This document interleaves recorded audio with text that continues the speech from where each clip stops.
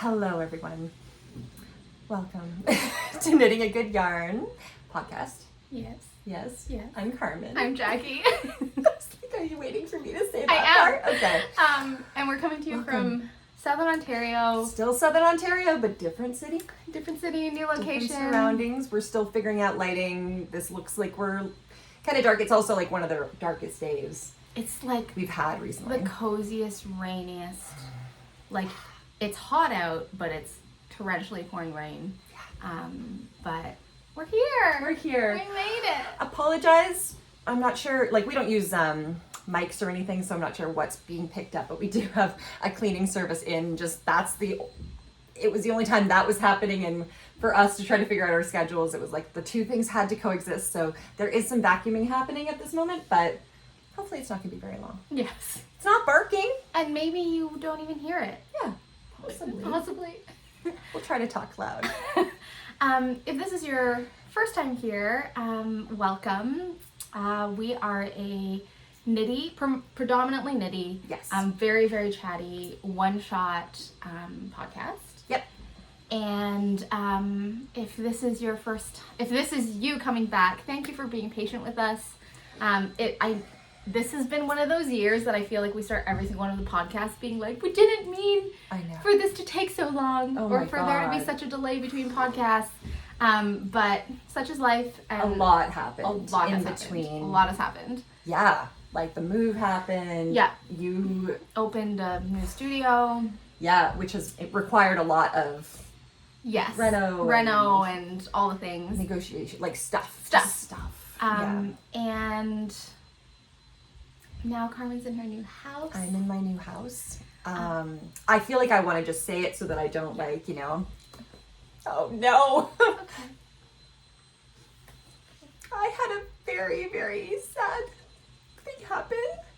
I think a lot of you know, and I just want to say the outpouring of love and support that I received has been amazing. I did lose my sister in August unexpectedly, and pretty shocking. So we had moved in first week of August, and then it was 11 days after that I found out that we lost her. So that has been obviously that I think we'd had a plan. Yeah, we had. I think it was going to be the beginning of September probably, or yeah, I don't know what it was, but I was not in 2 days after you lost her. It was 2 days. 2 days after you lost her was our podcast date. That's right. We decided that was not going to happen. That was not going to happen. No. Yeah, I still have obviously my eyes are going to be puffy, but they would have been. They would have. It was so I won't go on very long, and I'm sorry. Yeah, this is probably, if this is your first time here, you might be like, what's with these girls, downer, but I don't know what I want to say here. I want to say thank you for everyone's support. I want to say I'm so sorry to everyone who's lost somebody important to them, because it really hurts. I want to say that there is a special hurt when you lose a sibling. It's different hurt. It's not worse or anything, but it's a different one, because you kind of feel like they should be in your life throughout your life, right from the start to the end. And so it's that's difficult. So I just want to send out love to everyone. And, grief is a real, I think I've always said it's written into our genetics, what our body knows what to do the same way. It knows how to, we get sick and our body knows how to heal. And I think grief is like that too. And so it's just letting things come up when it comes up, and then kind of moving on. And it's been pretty awful. So, but also there's a connection with it. I think that's all I need to say with there. But yes, I just wanted to say thank you for all of the love and the understanding. And that is definitely part of the reason that it was a little longer in between. We are a one-shot podcast. This is the one time I'm should I take a moment and think off? But no, I'll be fine. I actually, you know what? I want to just say, and I know a lot of podcasters say this, but until you do a podcast, I would imagine hearing that as a viewer, you'd be like, really? Like, we really do feel you. Like, I actually feel your love and support. Like, I feel you hugging me, and this like transcends time, because of course you don't even know this right now, but I know you're like sending love to me right now, later in the future, and so thank you.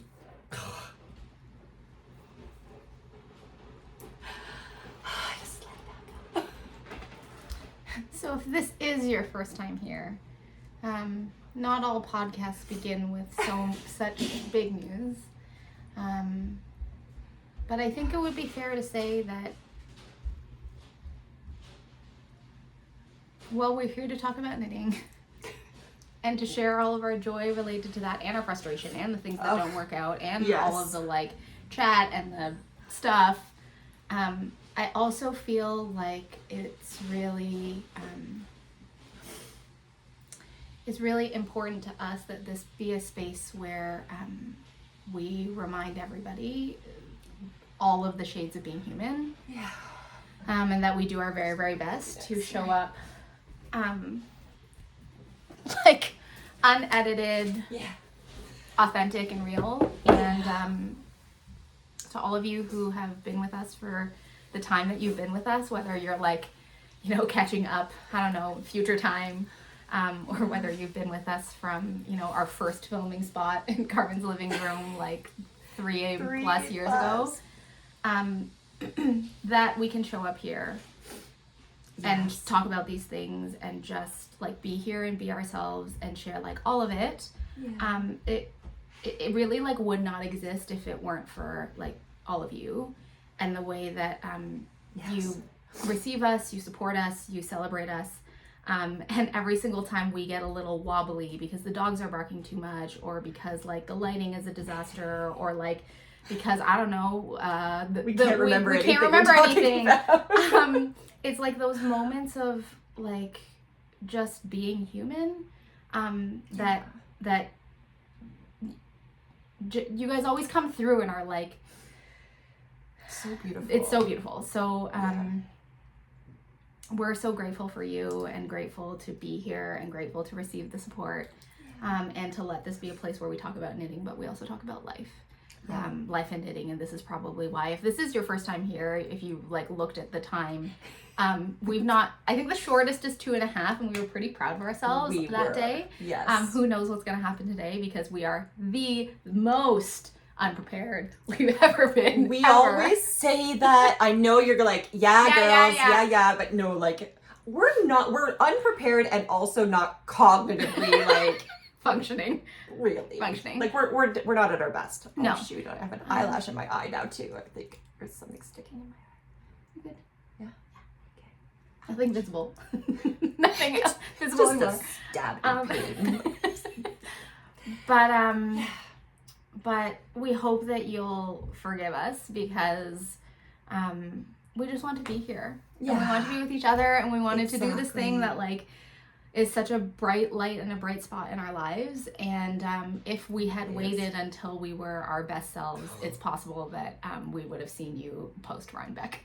100%. Like maybe. 100%. Maybe. I mean, our best selves isn't it's already chaotic to begin with. So, you know, but yeah, this one, I think it's just a matter, like even this morning, usually I have a sense of like what I've done. Mm-hmm. And I have this like, what have I done? Because in other life, before this, I would at least have like projects and like, I mean, I still have all these like projects I want to knit, but there's been a lot of, you know, random like this kind of like, I'm going to do this right now, or I'm going to do this right now. And as we'll see. I don't really know what I was like writing down, like what was my list of things. So it'll be interesting.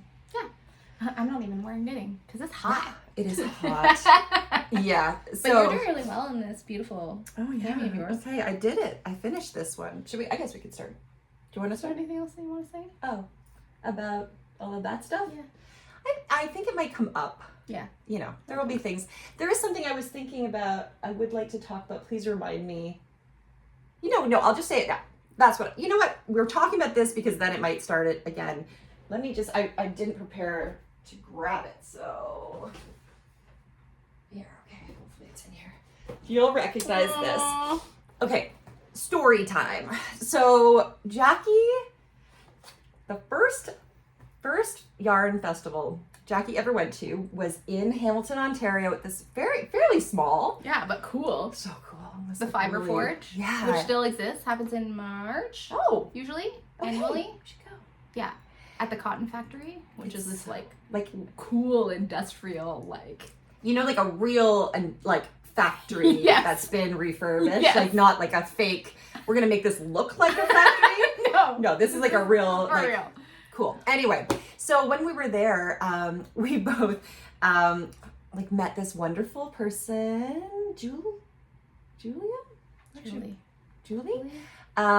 Knitted Bliss stitching.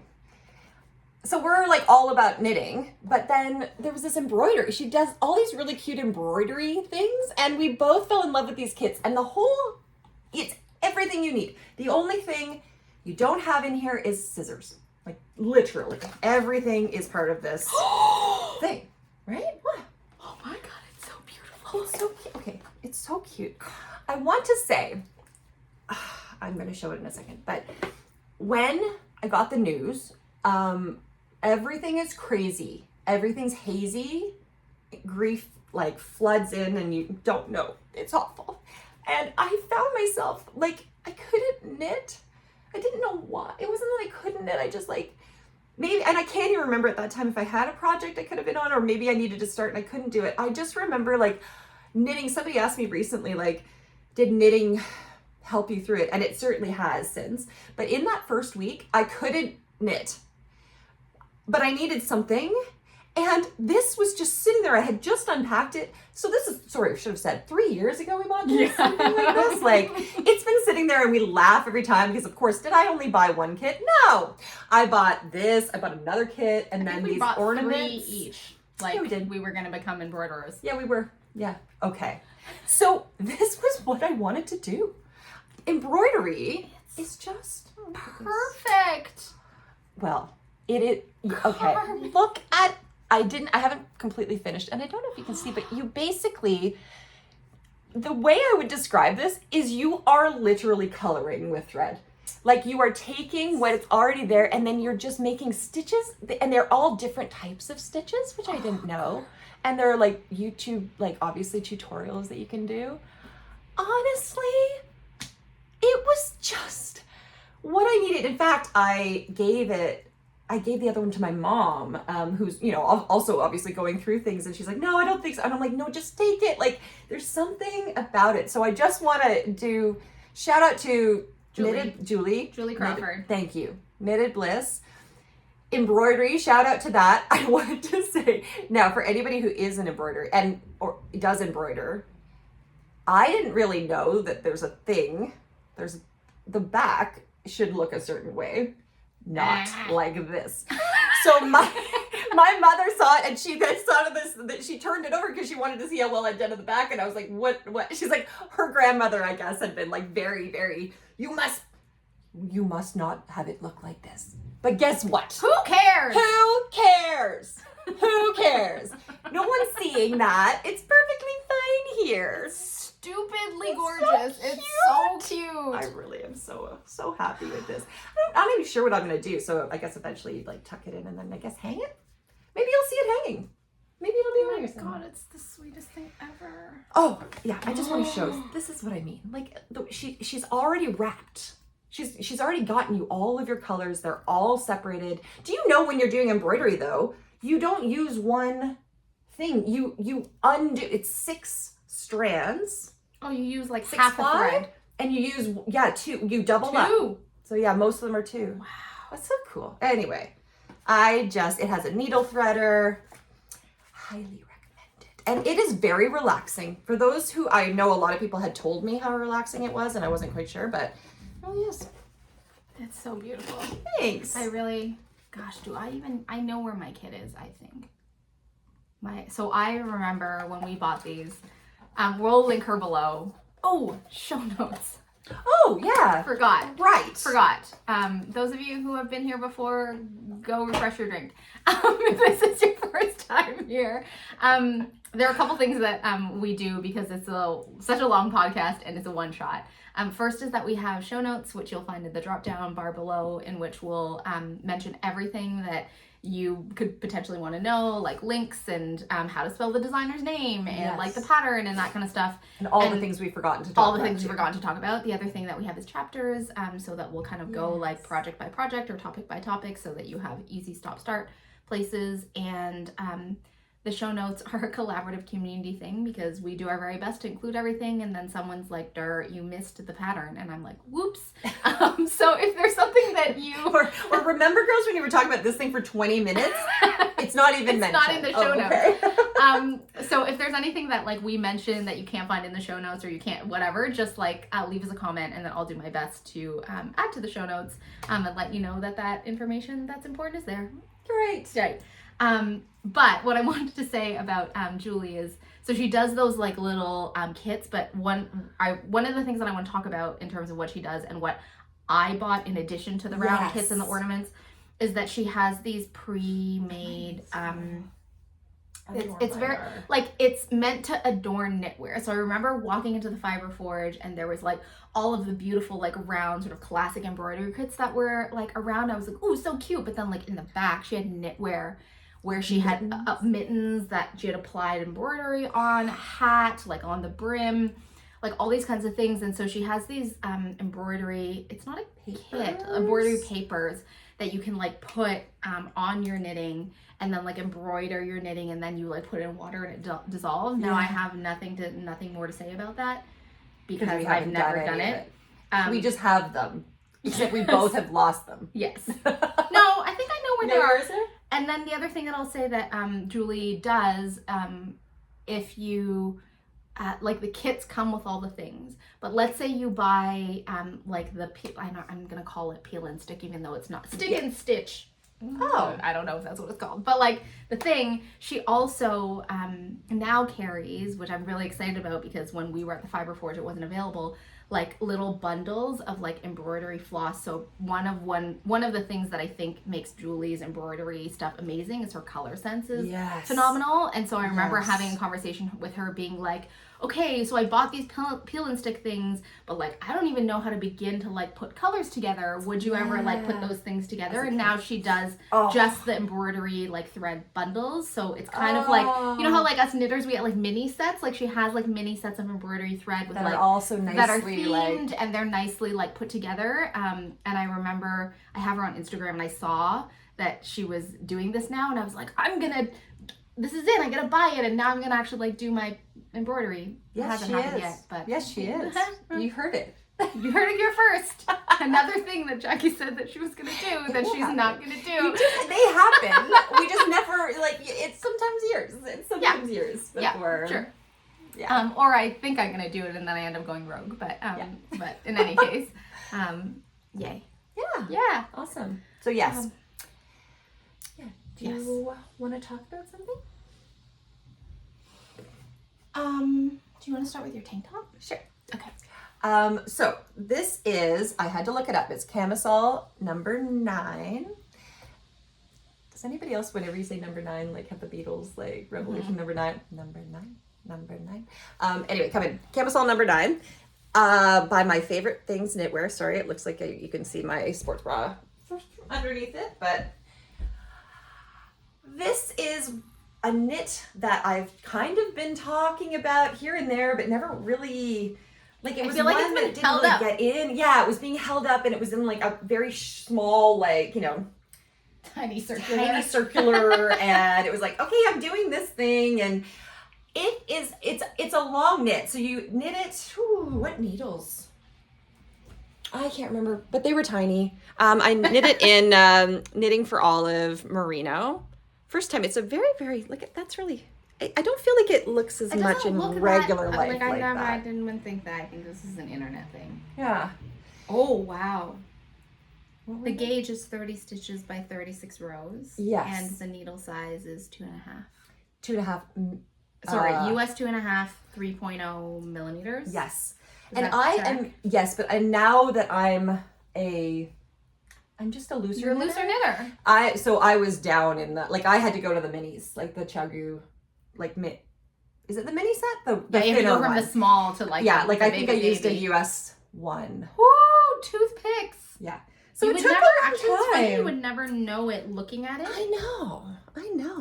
Because it's not like, the fabric doesn't read super tight, right? It No. looks really like nice. Yeah, it does.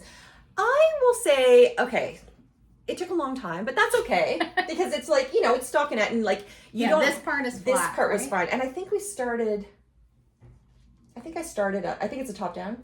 So you start here, and so you've just got that going, and then once you get in here, it's just endless stockinette, which can be nice, and then you have to do On a US one. on a US one. US one. And then you knit these things, and these are like folded. They're folded over and then seamed. The finishing on this, Carmen, is just like. Well, no, that's like Product. I had to do this 3 times, and this is my best attempt. Like, it was not easy. It was very, very. To edge? Yeah. The way I'm blanking out because it's been now a number of weeks since this has been done, but it was like you had to fold it over and then you're like joining it. It's not your normal where you're not just seaming it to the back, right? You're picking up and then you are knitting and then you fold it and then you tuck it under. Yes. Like a folded hem. Except you tuck it, I think, did I tuck it this direction? There's a fancy tucking mechanism. Yeah, you can see. And then this beautiful edging though. Well, and then there's this, like where that's the thing. Well, that's what I mean. That's the okay. seam. So it's like usually when you do it this way and you tack it. Yeah.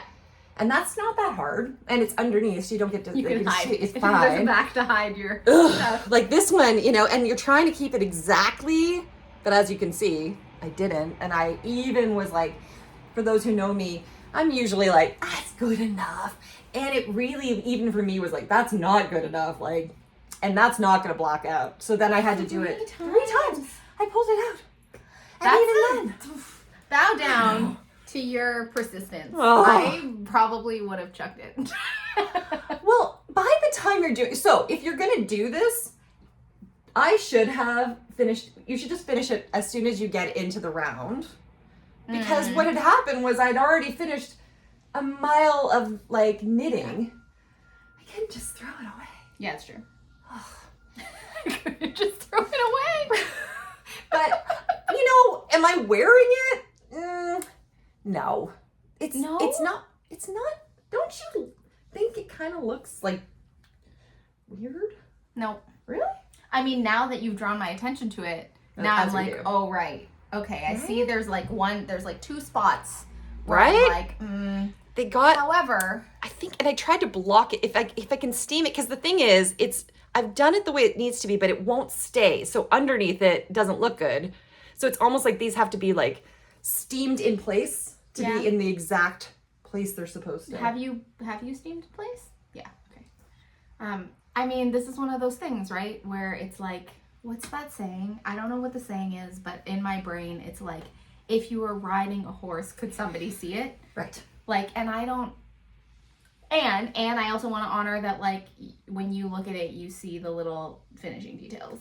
Yeah. And so you don't wear it. But let me ask you this. Do you not wear it because when you put it on, you're like, oh, this is my beautiful tank top with the janky, like, I don't know, ribbing or like janky finishing? Or have you not put it on because it's like not the right temperature, or you've not figured out like when you're gonna wear it? You just it still is carrying the janky finishing vibes. Well, it's funny because like other things have the like things carry an energy with it. Like if you really had an annoying like experience knitting, like it carries that. This is not. I don't actually have negative feelings about even doing the thing. It's not carrying janky energy. It looks janky. Like I look at it and I'm like would somebody on the street be like, what's with that girl's top? Like, because they wouldn't probably assume I knit it, I guess. They might think that this is actually like I don't even know, store-bought. And then they might be like, why did she buy that?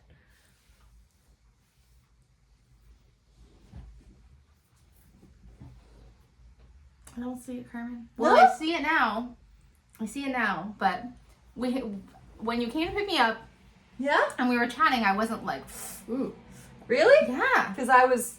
Okay, here's the other thing that I'm gonna say. You have long hair. I do have long hair. You have long hair. That's true. So see, that is fine. I just can never cut my hair or put it in a ponytail. Yeah. No. With this on. I like it. For those who know me, nice. It is really nice. It's so this is the thing. I was like, it feels so nice, and I feel like for layering, it would be so good. Like to me, and the color is so great. This is the other one. Is the color good on me though? Because I'm getting into the like I like the mushroom stuff, but I'm like, is it?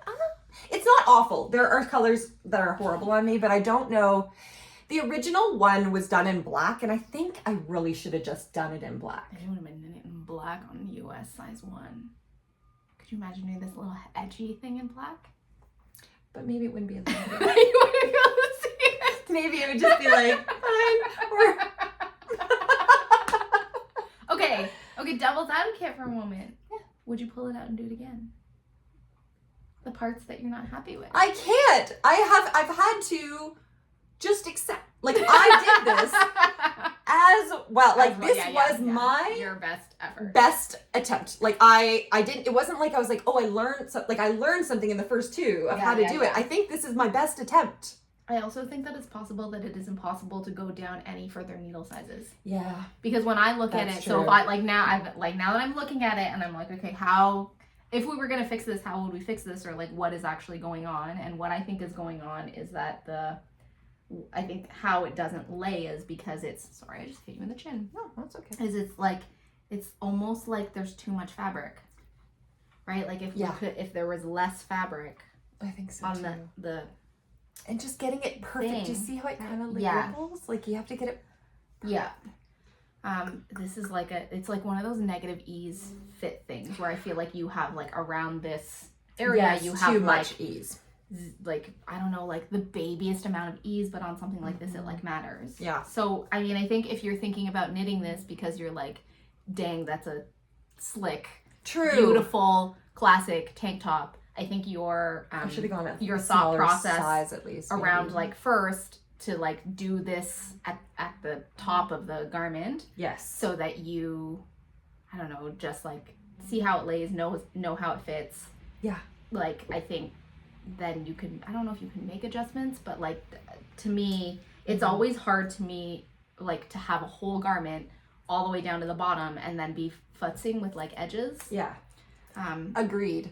Right? And I usually do, even as I said that, I was like, I might have even done, no, I couldn't have because so what I did, because I usually do put things on to get just the set, like, so once I get to here, I actually often do sleeves, or at least the beginning. I did do that. What I didn't do was seam it.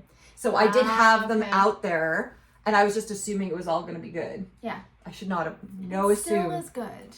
It's still good. Good enough. It's good, right? It's good enough. Do you want to try it? Yeah. I have to go off camera because I'm not going to have anything. This is, yeah. Are we both? Okay. We're both off camera here. Am I on camera? No. I hope so. I'm looking for you. Oh, good. Oh my god. Okay, I'll have a tank top on and then I'll be fine. Oh my god. And I'm also realizing that I'm in Toronto in my front window with people walking by. Right. Because it's the thing. That's just inside out. It feels so nice. It does feel nice. So this, I had not used, I don't think, knitting for olive merino. Just like 100% merino. Yeah, I don't think I had. It was very nice. It is very nice. Oh, see, this is cute. Straps. Also too big on you. But that looks cute. That does feel cute. So nice. It's not that bad, is it? No, like, okay, look. It's not that bad. I kind of wish with the short rows and I think there were short rows here. Like I'm looking at the back. Pockets. That one looks a lot better. I think I did the back was done a lot better. Too bad. Like, it looks really good on you. Actually, I really like it. I like. Yeah. Dang it, Carmen. Always you with the knits that I'm like, I don't need it, Carmen knit it, and then I put it on and I'm like, oh. And that really I also love this color. Nicely. I like this color. Gazillion. Yeah. Yeah. I don't think it doesn't work on you. No, I don't think it's like the best, but it's not bad, right? You don't look. I don't look wan. Yeah. Oh, I love it. I'm off, right? You're off. Okay. You're good. Well, I mean, you know these knits that you have on the needles for a long time? Like some things I just like really can't wait to get to and I just want to knit it all the time and then they get done really quickly. And then you have other knits where it's been on the needles for quite a long time. This is one of those things. And when it finally was done, it was really nice. It was nice that it was done and I kind of missed it as well because it was like oh God, I can't wait for this. It was just a nice, I kind of missed it because it was a nice thing to be able to pick up at any time. Yeah, you know? Just a simple stockinette. Jackie, this wasn't done before, right? I only saw parts of it. Yeah. Oh, God, this is perfect for the day. I don't know if you can hear the rain right now. Gorgeous. So this is done. Yay! This was on the podcast previously. I left my white tank top on so that you can. Am I wearing this the right side down? Yeah. So that you can sort of see the sheerness of it. Typically, when I wear this, I've not worn anything like underneath. But this is the Elton Pullover by Locatelli. Beautiful. And it's a sweater that has like been on my to knit list. Like I wanted to knit it forever. Because I feel like it's the perfect sweater. If you look at her sample, her sample is just like neutral, subtle deliciousness. The opposite of this. Mm-hmm. But one of the things that I always like loved about the pattern is that I felt like it was a really nice pattern for like tonal / variegated yarn. And then also for like those special skeins of like mohair that, you know, you just have like one skein and you're like, oh my gosh, it's so beautiful. Yes. That this is like the pattern for that. But I didn't end up doing a version of that. What I did was I used this amazing, I'm gonna come in now. This amazing color from our friend Megan from Bramble Ridge. I'm like looking at this, I'm pretty sure I'm wearing it backwards. Wearing it backwards? This is why people have tags. Are there? I think there yeah, this looks, yes, I think yes, you're wearing it backwards. Yes. Like, okay. That's usually my thing. I put your things on always inside, or always backwards. So I saw this skein of not my usual. Yeah. Well, not your old usual. Not my old usual. This Not my new year usual. kind My of, new usual. Yeah. This like amazing skein of superwash merino from our friend Megan from Bramble Ridge, and the colorway is pucker. And like maybe now if I come close you can see that of course it's this like just joyous happy yellow, but it also like has different tones of yellow inside of it. So there's like a little bit more like lemony pop, and then like a little bit of orange, and then there's these like little tiny hints of like lime. It's just like citrusy, puckery wonderfulness. It is. You almost feel puckery, like, you know, like you can feel the citrus. Citrus energy. So I just loved it, and I was like, what am I gonna make with this? And this pattern came up as an option. Now the modifications that I made to the pattern were to change the stripe width. So typically in the pattern you have the same width stripes between like your main color and your contrast color. And when I started, I did actually, didn't swatch, but I did actually cast it on and start to stripe it. And there was something about that wide stripe that it's not that wide, but I was just like, I don't know why. Yeah. I don't know why it doesn't work for me. It's so funny, but it's a different look.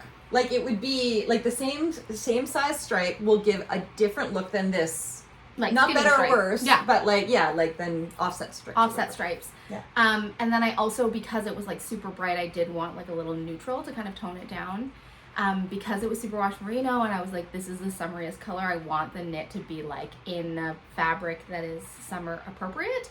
But I don't love knitting with mohair single-stranded. Yes. Like, I have done it before in my Birds of a Feather shawl, which is one of my favorite shawls because it's so, like, ethereal and light. But I was like, I don't think that I have it in me to do it. And also, I didn't know how sheer I wanted it to be. And when you're doing a single strand of mohair in a light color, it just ends up being like so incredibly sheer. Definitely. So what I landed on was something that just happened to be in my stash, which is from Sandnes Garn, and it's 100% alpaca lace weight. Lace weight 100%. Not Surrey, like alpaca. Alpaca. Just like 100% alpaca. Right. Lace weight. And I can't pronounce the name. It'll be in the show notes, but it's the like it translates into follow thread, which I thought is really cute. It's called like alpaca follow thread because it's like the thread, like typically you use it held with something and they offer it as a mohair alternative. And so I held that lace weight like twice just to give myself enough, I don't know, like substance that I felt like, you know, it wasn't going to be super sheer. Yeah. And it was going to like match up to the fingering, which is the like main color. And I love it. It doesn't have as much of a halo as mohair, and I've been wearing this. Definitely not. Which is kind of nice, but it has like a little fuzziness. But I find that when I get warm, although I love mohair and generally speaking can tolerate mohair, this is less, not prickly, but like it just is more better. Like I don't mind it in the summer months. Nice. Like it's not, it doesn't get you overheated, and it doesn't do that like when you get clingy hot mohair, or sweaty. like it's like less clingy somehow, or less like tickly strands. Yep. So it's new to me. I would definitely use it again. I would definitely use it in its like version as like follow thread, to like hold with. And bottom line, I just like loved the color, the color combination.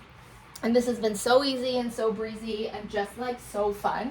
And it's been the project that like you were saying, there's like endless stockinette, and you all know how much I love endless stockinette. But I think like this summer, those of you who have ever been through renovations, it's like, I don't know. There was something about, I had like a full stockinette project that was on, I don't know, like US 5s or something like that. And so you would think that like, oh, I would just go to that. But I think there's something about the stop-start like motion of renovations, and like I can move forward. No, I can't. We're just waiting. Like there was something about stripes that was like very therapeutic for me, which I was like, all I have to do is to like think about like just get to it's the just end stockinette, but That's it sort of feels like you're like moving forward. You are, because you're actually being able to track. It's like using a progress keeper, but it's built in. Right? So you're and like, this is how many I've done. Also, something about the novelty of like knitting with a different like yarn, essentially, right? True. Like, so not just a different color, but actually the whole yarn is different. It's like it was just the perfect like brainless, but also like enough dopamine hits to like get you there. And it's so beautiful. Like it's so workwear appropriate. Like I feel like it has so many possibilities. Like if you were wearing a pair of jean shorts and it's like, you know, like at the beach and it's the end of the day and you threw that on, perfect, right? But you can also, you're wearing it with like nice, you know, like more of a work like kind of trouser pant, and it looks just as appropriate. Thank you. Yeah. I really love it. I of course want to knit like so many more versions with all of my like sort of Jackie always does. Like all of my what was I gonna say? Like the like those single skeins of variegated like mohair, variegated fingering. Yeah. So what I will say is that I'll put the yarn quantities, but it was basically 2 for my size, which is a finished bust size of 44. I can't remember what size that is in the pattern, but I'll include it down below. It was 2 skeins of fingering, and then just over 1 ball of the alpaca. Wow. Which is, I think think comes in 700 or something, like meters, is it? No, each skein is like I can't remember now. I'll 50 or 100 50 grams? Oh, 50. Okay, so probably around like 50 or 25. I can't remember. But what I was gonna say is that like if you had a single skein of, for my size, if you used your like single skein of mohair or your single skein of a fingering, like you would have plenty to do this, because you're using less yardage because of the stripes. Yes, because it's a skinny stripe. A skinny stripe as opposed to thicker stripe. Yes. Words today. And okay, hang on though. Did you make these stripes any bigger or change the size of the yellow? No, so the yellow is in pattern, and the I guess this like neutral is half of what's written on the pattern. And so then in terms of the length, you like if we were to count, it would be different. I'm just trying to figure out like in her sample then you would have more yellows. Yes, correct. Right. Yes, so you will need more. You'll need more of yellow. The main color. Okay. Yeah. But for mine, I know I do like the arms are short because I have short arms, but I was like definitely comfortably under 2 skeins. I bought 3 skeins of the pucker just because that's what it says in the pattern, but it just so worked out, and I actually like was on gauge. Sweet little hat coming. Should I do the whole thing? I would. I love a little matching set. Hang on. You want a matching set? I already have a matching set. Of course for you. I thought you saw it, and I was like, how did you know? Hang on. Oh, okay, shield your eyes, friends. Apparently, this color yellow is my new favorite color. Oh my god, Jackie! Oh my god. Oh my god. It's a 5. It's a 5. This is not pucker, but I'll get there. It's gorgeous. I love it. And also, you're so funny, my new favorite color. Like, I mean, everybody, I can hear you screaming, like, Jackie, this whole year has been this, like, color. This is not. Yes! Yeah, okay. What? You had the like great. You even put that in the like the edging of your. Oh yeah, that's right. And then like you had a whole other yellow. It was all about the highlighter yellow. Highlighter yellow. This is not the first. This is I mean, it's just so happy. It's so cute. It's so happy. Is that the Manhattan hat? This is or the Sea Train one. This is the beginner's welcome hat by our friend Lily from Curatorial Knits. Oh, it's such a good hat. And this was knit in Wandering Flock Yolo yellow. And this. I held, so I did a kind of a funny thing. So I, if you just look at the brim here, you'll actually see that there are 2 shades of yellow. Oh. I'm very confused about what happened here. I don't know if the camera's going to pick it up, but basically what happened is that I saw like discount skein of the sport weight merino alpaca, and the color was just like the perfect, I don't know, like it's highlighter yellow, but it's like a light yellow. It's a washed It's like a lemony yellow. Yeah. Like lemony. It's as opposed water to like on highlighter yellow. Yeah, it's not like highlighter. And there was something watercolor about that highlighter yellow that I loved. So I started to knit it, and I was nervous about it as I got like this far. I was nervous because I was like, this superwash merino alpaca, like I just feel like it's not as a ribbed hat. Like I've held it double on a US 4, which is like smaller than is called for in the pattern, but I was like, hey, this is like superwash is new to me, and I'm just like nervous about it. And I got here and I could just like feel it, and I was like, I don't think that this is gonna hold together. It's just gonna stretch out. It's gonna stretch out. Whatever. So so then I went and I got a skein of the Yolo in the mohair, and and then I started holding it with a mohair. And I think that it's made a difference. I mean, I wore this for a solid 2 weeks, and it's held its shape beautifully. I kind of like that. Where did you wear this? And then, no, you were in the UK. This makes sense.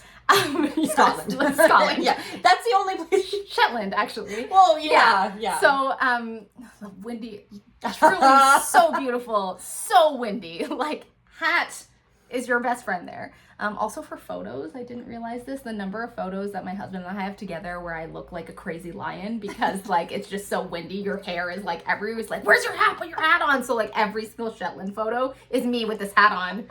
This color, like it's gonna be my color because I love it. It was required. I love it. But love this hat pattern. Sort of interesting from a color perspective. I don't know if it was just because of like sunshine, but if you look, it's so much brighter with that one. Like the mohair. The mohair on the inside that wasn't like out in the sun all of the time. Oh, it's the same. Right, because it should be here. Yeah. What the? I don't know, but it works out really cute because I feel like the brim has this little extra pop, like right, cute. Like right on the face. Yes. Oh, it's very cute. I love it. You want to try the sweater on? Yoink. Yes, I do. My head's a little bit bigger than Jackie's, so the hat's never really. Oh, it's so cute. How have I not made this yet? There's so many things. That's cute. That's cute. Yes, I do want to try this on, please.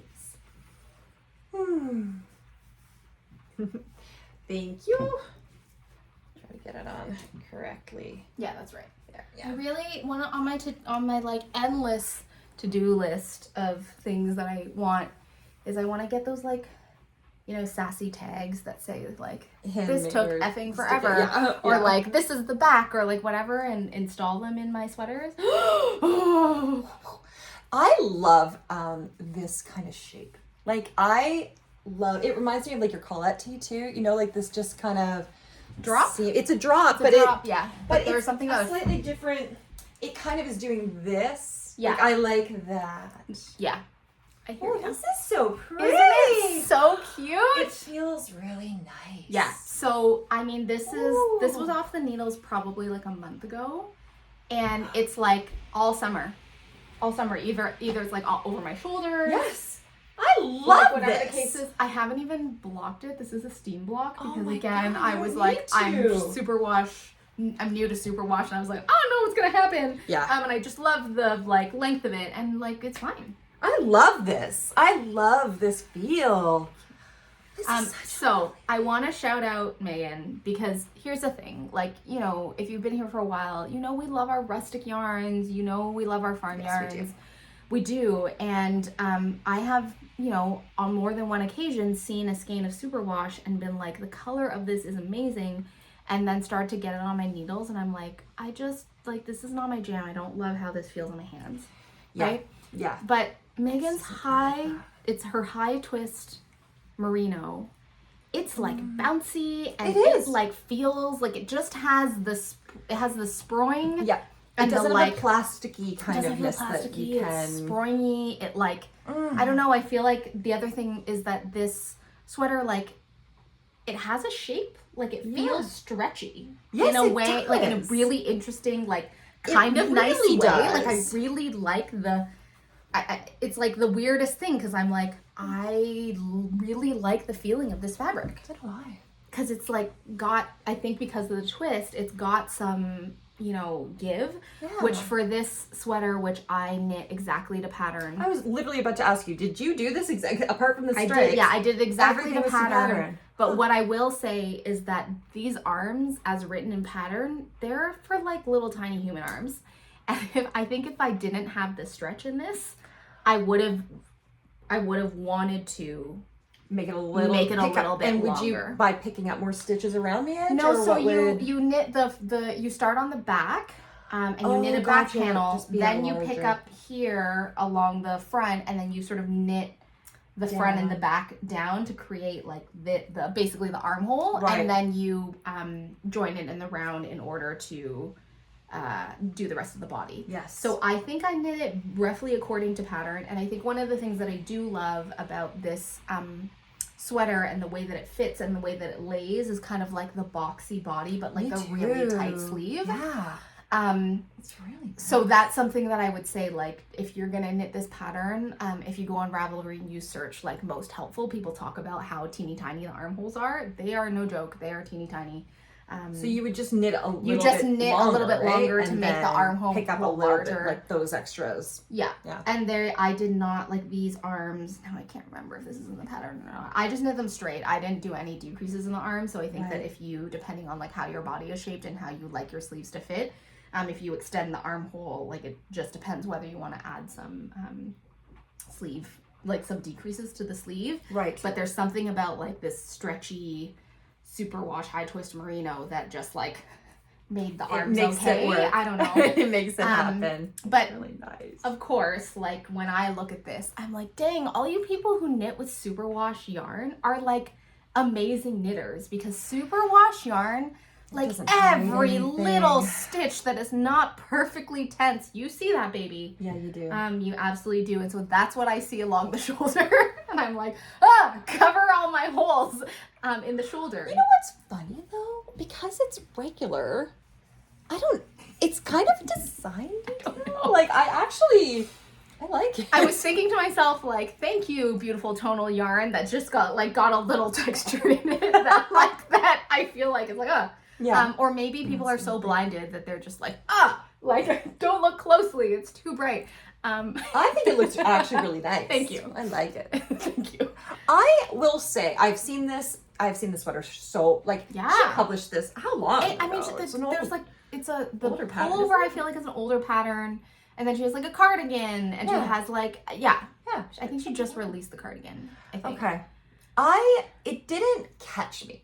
I don't know if it looked more straight or something. It didn't grab me. Meanwhile, then I see you wearing it and I'm like, oh my God, I love it. And now I put it on and I'm like, I really like this. No wonder everybody knits it. I don't know why. Sometimes things don't translate for me when I just look at them. And then I see them in real, like, and I just really... Well, let's show her original. Okay, God. yeah. Oh, God. So what I'll say is that I feel like I haven't knit the Elton pullover that I imagined. Because when you look at her original one, like, the main color is the one that's solid, and then the mohair is the one that's variegated, and I flipped it because I like the yellow so much. Now, obviously, mine is more cropped than in her sample. Yeah. Although she has the same arm length, interestingly. On me, you went longer than... Yes. Yeah. But, like, the body is larger. But, I mean, I don't want to... For me, the stripe... There's something about the stripe ratio that, I don't know, makes it preppier to me. And I remember knitting it thinking, dude, this is Carmen's sweater. Like, I was like imagining like 35 different versions of this on you. Because there's something about the, like, I don't know, somehow the skinnier stripes read preppier to me. Yeah. Yeah. There's something about it that I really love. Yeah. That I was like, oh, Carmen. It's true. It's true. It should be your sweater. Neon as a neutral. Neon and a new era, I love it so much. It just makes me happy. Oh, it's so nice. And I remember you were sort of sharing that thing that when you had your like colors done, that the person had sort of said, you know, like neons don't like there's no neons in no neons in nature. And also so no neons in the like seasonal things, which makes me think like that means that we can all wear neons. And I also feel like this color just makes, like, it's like instant happiness. Brightness. It, like, truly is. Like, it's actually just, like, joy. It's joy.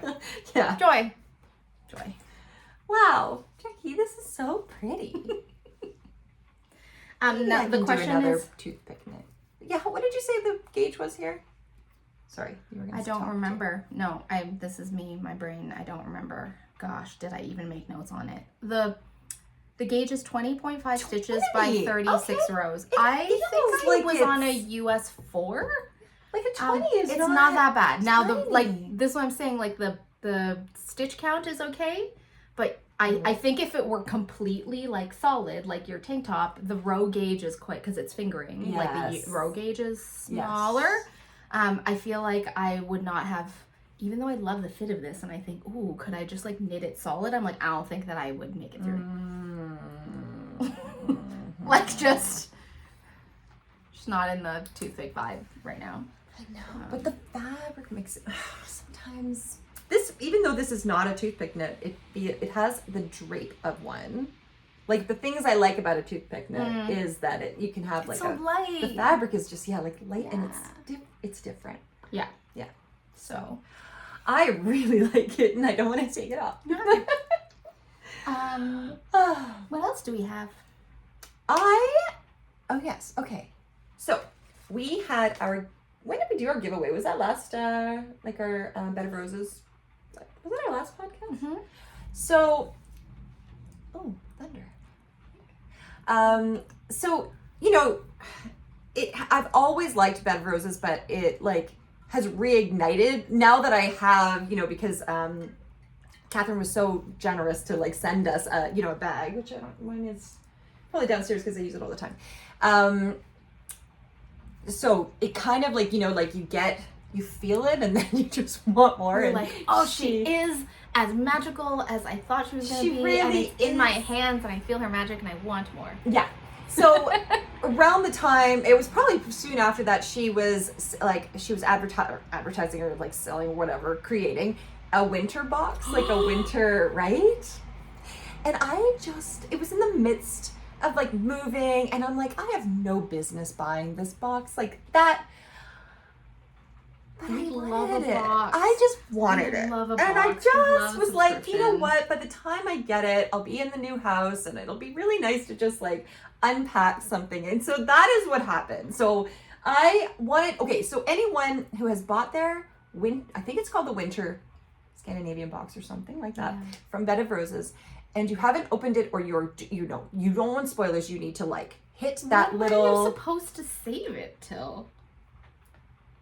The December box? You got the December box? Maybe it is. No, No, it's not that. Although it's that's this gonna one. make It's me this wanna have one. that It's the Norwegian Autumn. That's it. That I was very confused. Oh, that's it. Right? This one? Yes. This one, yeah. Yeah.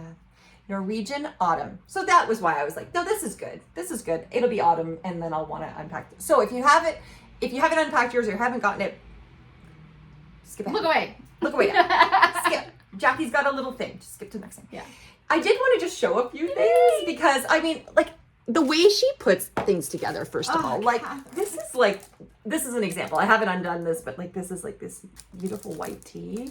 But everything is, like, wrapped with, you know, the with ribbon. her fabric, like, it's so beautiful. You get, like, she brought, like, this little, like, cup. Oh my god.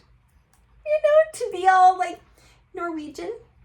And cozy. And yummy Norwegian candies Oh, that I've been You eating. broke Milk into chocolate those, I and see. soft toffee. Look I at see Jackie. that. That's how much I love you. There's still a couple. Oh my God. In case you want to try. Anyway, what also came with this is, Oh my God. well, of course, a bag. So, and it's all, you know, it's just like all color coordinated. and the like, quilted. You know. And the quilted. Y'all, you have to feel these know, bags. They're beautiful, but they also feel soft. Like, this is one of the They things when I'm like, do. it just makes you want to be like, They do. And this, yeah, I think that oh God, it really is even so. the fabric is Fabric is soft cotton. Like, it's just really, really, really nice. funny. And we had a little one with handles, but this one is one of the I drawstring. like the drawstring. I love it. It looks like a cute little pumpkin with little mushrooms. I'm dying. Mistakes were made. Mistakes were made. Did you say mistakes? Mistakes were made. I like. Not it getting sat in my shopping cart, and I was just like, but Jackie, the one color that you haven't conquered yet is orange. This is the difference between Jackie and me. She thinks things like that. You love. You I love orange. Not orange, but like I cardinal do. red. What are you talking well, cardinal red and orange Oh, no. are very different. You are absolutely correct, but this is not a color I can wear at all. I didn't think about any of that. I didn't even really know what was in the box. I just was like, I just was like, I think I want this, and I'm actually really glad. I'm so glad you did that. I'm so glad. And you know what's funny is that Such a good influence on me. in the midst of all of my life stuff happening, you know, this box arrived about like, I don't know, a week ago or something like that. And maybe, actually, I think it was only this week. Or the last week. And sometimes I just like, ran! And like, Yeah, open like it all. rabbit, raccoon, yeah. everything. And then this one, I actually felt myself going, no, I want to like savor. So, you know, like this came and then I haven't even drank something. That's what I have to do with, but it's been sitting on my little desk and yeah, just these little things. And then I finally got to the bag And then I couldn't help it because I was like, well, the bag, and I could see that there was some yarn in there, and I was like, I need to. So inside, you get the yarn to make. That is the cutest thing I've ever seen. Like how it's not blocked yet, I will say, but I am honestly like, look at these cute little Norwegian. And actually, I was almost done. Oh my god! You'll see. Do you look see? Look at the little how much? So pretty. But look at how much I have left. Like two rounds maybe. But really, that's the first ball. That's the end. I have to change yarn for I don't know. Do you have a whole second ball? You have a whole second ball? I was like, oh no. I'm like, Catherine would not do that. She would not send you not enough yarn. No, yeah. She sent you an abundance of yarn. You get 2 of these and you get 1 of the yellow. And the yellow, I'm still fine. That should cover like many, many sizes. I think I knit. Oh yes, and then she sent you a pattern. It comes with a pattern? Yeah. Well, I mean, how would I know what to do, right? So this is like, this comes and it was already printed out. So I'm literally, it's not like you even have to download something. It's just in your box and I was able to just pick it up. And because of the, it was on, what did I knit these on? US 2s. So 2.75 millimeter needles. But as I say, like, I think it was I could actually check. I always have to go down these days. So the gauge should be 30 stitches by 33 rounds. I never even looked. So size, US needle sizes 2.5 for like, I made the women's medium, and the women's large. Oh yeah, sorry. See, as I talk, I'm like, right. This is one of those patterns where the pattern is exactly the same. It's just the size of the gauge changes for the sizes. The pattern is so you have the same number of stitches in all the sizes. Okay. You just increase your needle size. Okay. I think it was all the sizes. You increase your needle size or decrease your needle size to get smaller things. Yeah. And it was really fast. You start here and you just find yourself like this took just over 2 days of not like constant knitting. It looks really cute with this, don't you think? The whole thing is just so cute. Look at them. They're just. And there were 2 options for the thumb. The thumb is maybe my favorite thing. Like, what the heck? I know. Why is it so joyous? It is so joyous. Try it on too.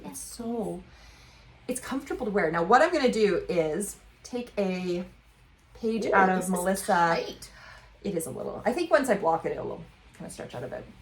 But take out a little bit out of Melissa Clulow's book where she made those mittens where the inside was a mohair. Was mohair held double. So I'm actually going to knit Emily Foden. Yes. I have her book. And she has a pattern in there for Knits for Winter, and inside is like an inside lining for everything. Hers is single mohair though. Yeah, I'm gonna just double it. Oh, because I'm luxurious like that. But imagine how warm these babies are gonna be when and soft. Like there's gonna be mohair inside, and then like you can feel the wind will be kept out. Yeah, that's true. Because that's the thing, with double this is already so warm though. I'm like, I feel like my body temperature just went up like 4 degrees. Because you're knitting stranded, it's all double, right? So you're holding this. You're getting like 2, almost all of like your 2. joins are also incredible. Like there's no holes anywhere. Did you magic loop these? I'm assuming you magic loop them, or what did you do? I did. Now that was an issue, which you can see right here. It's not. See it. Oh my gosh, sorry. Jackie just like moved. Yeah, you can't. And I think it's gonna block out. But basically, where my magic loop was there because I couldn't tell. I won't show the pattern, but actually, I'll show it really like from a distance. You can't see, but you can see that it actually goes across. That's all I want to say. It goes across, so you don't know where to split it. And so where to put your magic loop. Yeah. Right. Actually, here, I can show. Oh no, I finished it. But so on this one, instead of splitting it halfway, that one I split it halfway and it ended up being where I'm tightening, where you tighten the magic loop on the next side, it was getting a bit of a ridge. Okay. So then here I switched it to being inside and it kind of went away. So that's my suggestion for that. And here I actually did it from the inner, like here or something, so that I tried to make it right. Actually, that one I did right on the edge. This one. No, I don't even know what I did. No, I didn't. I put them inside here. Yeah, like on your palm. So the palm was smaller. I had less stitches in the palm, and then this one wrapped around. I honestly can't tell though, Carmen. No, it's good, right? Yeah, I mean, they're so good. cute. Looking at them on somebody else. And I actually, as I was coming up, I'm like, do I want to make it the point? Like, because I could so easily just round it. And I'm like, do I want a point?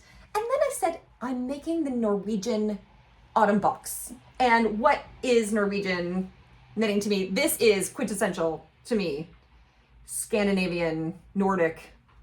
They have to have the point. It's gonna sound insane to me, but I feel like when I look at them, I think I can't pull the point off. Like, you know how people can wear the pointy shoes? Oh yeah. You know, I like a pointy shoe. But like, I just remember like back in, I don't know, like the 90s when we went from like round to pointy, and you're like, can I do the pointy? I felt that way about mittens. You can do it was all in my head. I can absolutely do the pointy. It looks so cute. It's so cute. And funny enough, so I really liked this and I was like, okay, good. Then I got to the thumb and the thumb is a point. And I was like, I don't think I can do the thumb as a point. Like, I'm just going to round the thumb. And then I'm like, no, I'll do it. It's a little weird, but it's also like, it gives this extra little bit of warmth too. You know, like when you have a little bit of air. Yes. That's going to keep those thummies a little warmer. They're love it. They're so cute. Like, Catherine, thank you. I don't know if this pattern, I didn't look it up. I don't know if it's a free pattern. I don't know if because I just got it. It was already You didn't have to think about it. I didn't even think. So DK weight, right? DK weight. So this is the yarn. It's Stricka Garn. 3TR Rauma Garn. Stricka Garn. Was that just like knitting yarn? Is that what that means? Don't know. Norwegian wool. I translated that. Norsk ull. Look at me. Pretty sure that's what that means anyway. Yeah, what does it say? Does it have, I don't even see. Okay, so 108 meters and 50 grams. So yeah, about DK. It is available as a single pattern. Oh, yay! For purchase? For purchase. Well, it is a good pattern. It knit up fast. It's nice. You can knit the same thing. You just, as I say, you're just changing. I mean, I guess maybe the density of your gloves will be, or your mittens will be different if you make the larger sizes. What size did you make? The ladies medium, which is I think the second size. That's so bizarre. I never think of myself as a medium size. Jackie, I have not even looked at gauge. Like, I have no idea what my gauge is. So we have medium-sized hands. Listen, when I used to be in the operating room, they used to get the extra small ones. That's right. I think your gauge is slightly smaller than in pattern. Or my hands have grown. No, yeah, I think it is. I can even check.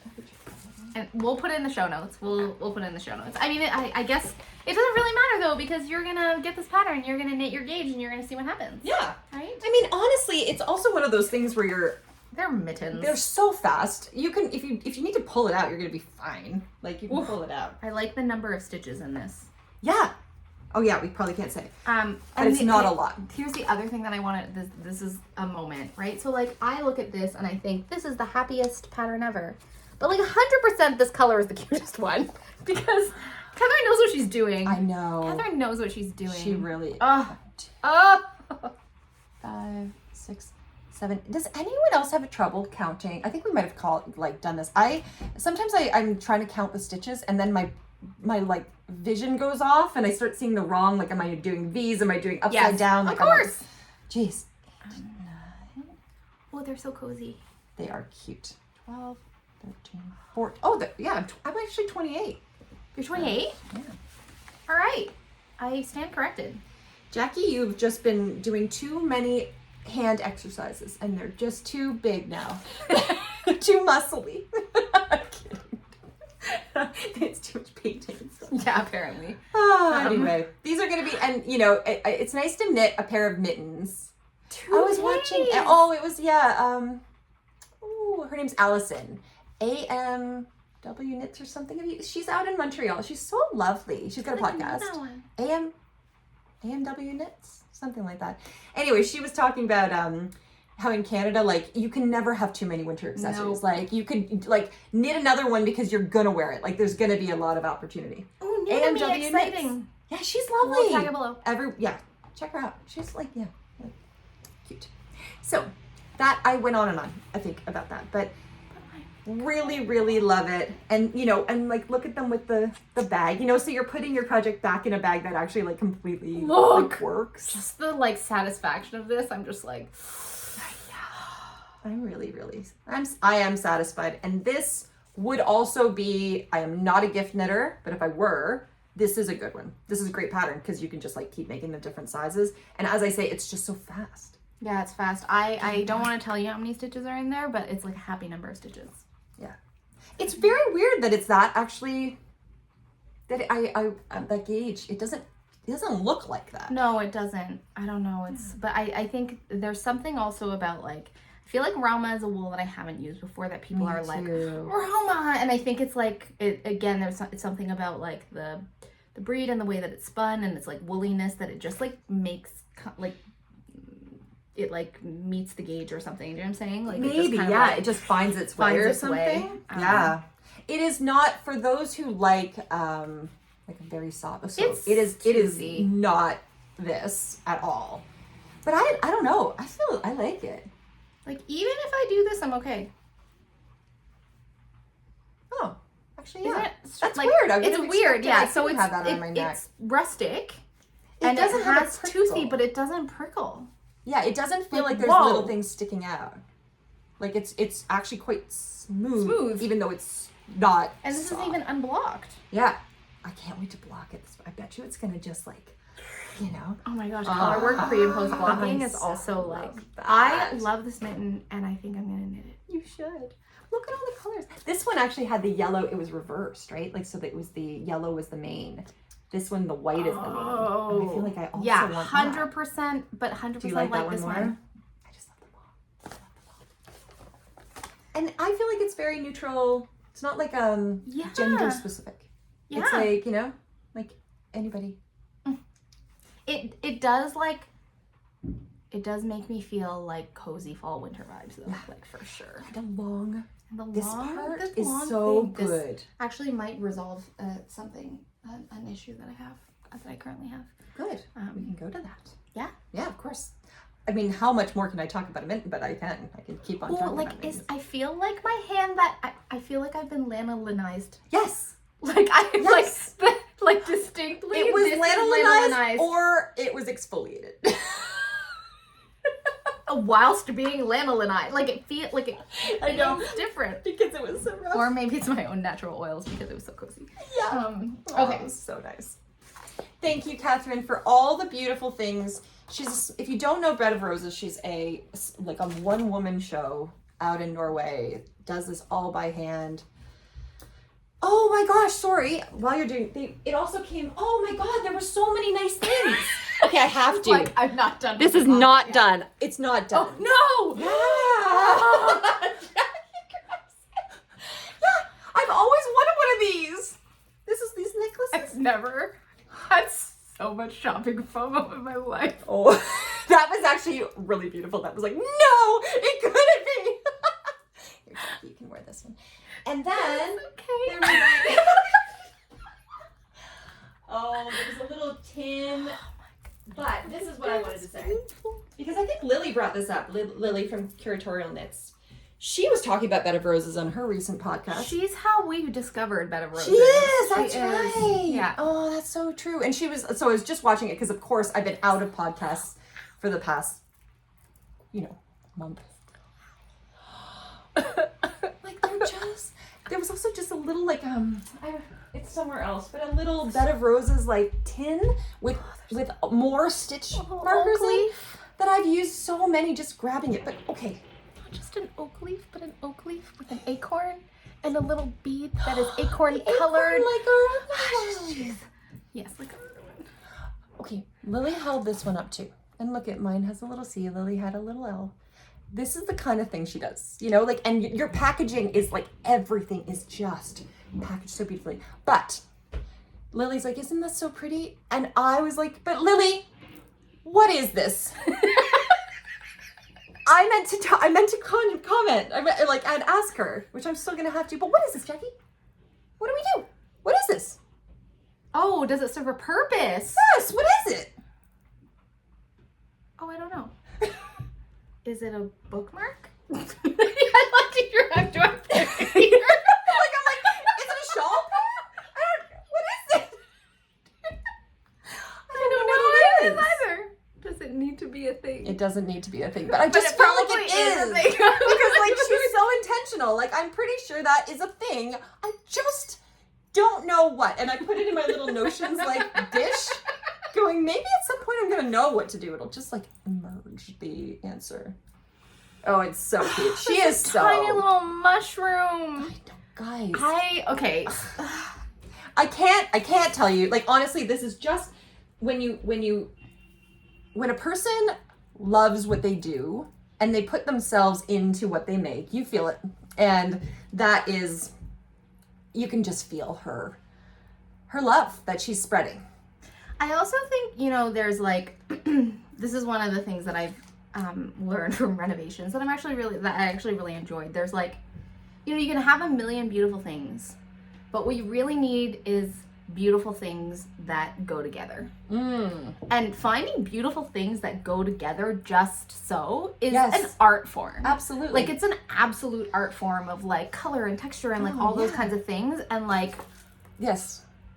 Like you see it reminds, well, Julie too, we talked earlier about the floss, you know, and Melissa from Sonder Yarn, it's the same thing. It's like the ability to coordinate colors that work. And textures that work. And you just need like somebody who sees the big picture. I often don't see it. I think it's like, it's funny that this is coming on the heels of like talking about Lily, but like curation is an art. Yes. And a skill too. And a craft. And I've been discovering that like, I feel like the way that things are curated for me is the thing that creates emotion and feeling. Yes. So things on their own are beautiful. But that interaction of the elements. That's what, it's kind of like, that's what fills the space. And like, for me, that's what like creates like felt emotional experience. Is the interactivity between the things. Which is why I'm not a minimalist. I'd like to be a minimalist, but no. But even that is also really getting rid of things. Specific curation. Yes. But you know, like, in any case. Love. I feel like I just keep moving this to get, and then you just keep and then I keep moving this direction. Like, how is this possible? I don't know. Like, Jackie, you're important. We need you in this shot. Okay. So, I have one more finished object and then one object that's like in process. But I'll just do the like simple, easy one because it relates to how things make you feel. So that's a good segue. Well, we were just talking about things, emotion. Wow. Okay, so gorgeous, simple, beautiful, tried and true pattern. For me. Which one is this? I'm like, this is the Puro Pullover. Oh. I knit another version of this. I'll put it in the show notes with like that was like green and it was like tall and it was like longer and it was the trench coat feel. Yes. So it's a raglan, but the raglan shaping is done in such a way that your back raglan line, I feel like in white you can see it. Your back raglan line and your front raglan line are different. And I feel like it just creates a really nice shoulder. So this is a pattern that comes in a pullover and then it also comes in a cardigan. And the cardigan is definitely on my to knit list. But I had my eye on this wool for ages. And eventually after I knit that green one was like, you know, I just want a basic white one that's a little more cropped that I can wear with like the things that are high-waisted, that's just like basic. And this wool is no joke. Can you like just, right? What is right. Okay. So this wool comes from is Canadian wool. It comes from one of my favorite Canadian farm yarn. I don't know, purveyors. I don't know what the word is. Yeah. Shepherdesses. I don't know. Who is it? Beatriz from Fiber and Forest. So Beatriz has a mixed flock of BFL, Merino, Gotland. Oh yes. Oh my God. Why am my brain exploding? What do they have in Shetland? What kind of wool is it? Shetland. Okay. Oh, shoot. Yeah. And then it made me go, like, I had to second guess myself there. I'm like, it's Shetland. Merino, Shetland, and Gotland mixed flock, I think. And after all of that, she's there going, there's no Shetland. Yeah, like, cancel. Edit. And she has this line called Ram Lambs. And so it's the lamb's wool of the rams. And it's a worsted weight blend. And it comes in like various shades from like the very, very darkest. There's like 4 shades. There's the lightest, the darkest, and the in-betweens. Mm-hmm. Now, in truth, I had my eye on the darkest forever and ever, and then it sold out. And then I had my eye on the lightest, and I was like, do I need worsted weight farm yarn in my general land of gray beige oatmeal? No, yes. No. And then I was like, yes, I do. Because I had a pattern now. She's also lovely because she tells you like who the sheep are. I know, it's very, very sweet. You know, like you get names and she's just wonderful. And also, our friend Melly from Melly Knits lives relatively close to Beatriz, so she visits all the time. And so I feel like I see the sheep. Yeah. On Instagram, like on the regular, and they also have this like really cute donkey named Frank, and like all these kinds of things. Exactly. Like, right? This is what I mean. I need to knit. In any case, I cannot explain the feeling of this yarn. So you did not hold this with anything? No. That's ridiculous. Okay, that's so, like, ridiculous. There's like a baby hill. No. That does not feel like. Don't make me a liar. You already lied about the Shetland. This can't. Truly, and I love a soft, like, we have had so many lovely experiences with, like, soft yarn, but, like, farm yarn. This is nuts. My husband is like, stop petting yourself. Like, whenever I wear this, I'm just like, It's so soft. I feel like you held it with Surrey, to be honest. Like, that's the kind of soft. It has this hand feel that I can't explain, and then I'm also aware of, and like this is what made me hit the purchase button, is I was like, it'll never exist again. That's right. But there will be other beautiful things. But like, it was just, I was like, I can't beautiful things, don't worry, Carmen. Like, but I mean, it's so, it gives you, it's like okay, freaking out. It's like suede and velvet and Surrey alpaca and a pussy willow all together in That's an accurate description. Thank you. That sounded weird, but that is what that is. Yes. And there's no fluff. It has the most beautiful sproing. Look at it, like the stitches are so beautiful. Like they're so even. Like, and you would have been doing back and forth for some. No, it's raglan. It's all raglan. It's all on the round. But I mean, it just was like a joy to knit. It was, and it just makes me feel happy. Yeah. There's a little bit of this black. Like there's not really a halo, but there is a halo. Like there's these little just pieces. Little black flecks. Little black, little bits. Yeah. I just love this yarn. And I love that that it's the Ram Lambs. I love that it... I just feel sad for those. I do feel sad for them.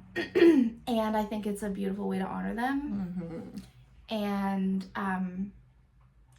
you know, you'll see, you know, like, in my other thing that, like, I love color work. I love fun. I love that, like, stuff. And at the end of the day, sometimes you just need a basic sweater. Yes. In the most delicious yarn. Yes. For your life. So sorry. Yeah. No, absolutely. And when you also think about the things, I have noticed that when I'm choosing what I'm about to knit next, garment-wise, I'm really paying attention to the things that I reach for. And the sweaters right now, like I used to reach for like I love this actually, so I could see going to work with this. But when I need a sweater, like when I'm like, oh, it's cold out, I need a sweater. Like I actually, for me right now, it's this particular like slouchy big, put on a nice soft slouchy sweater, right? Yeah. Like when you know the style, and I feel like for you, like this is like you're making the thing that you know you're gonna throw on and just feel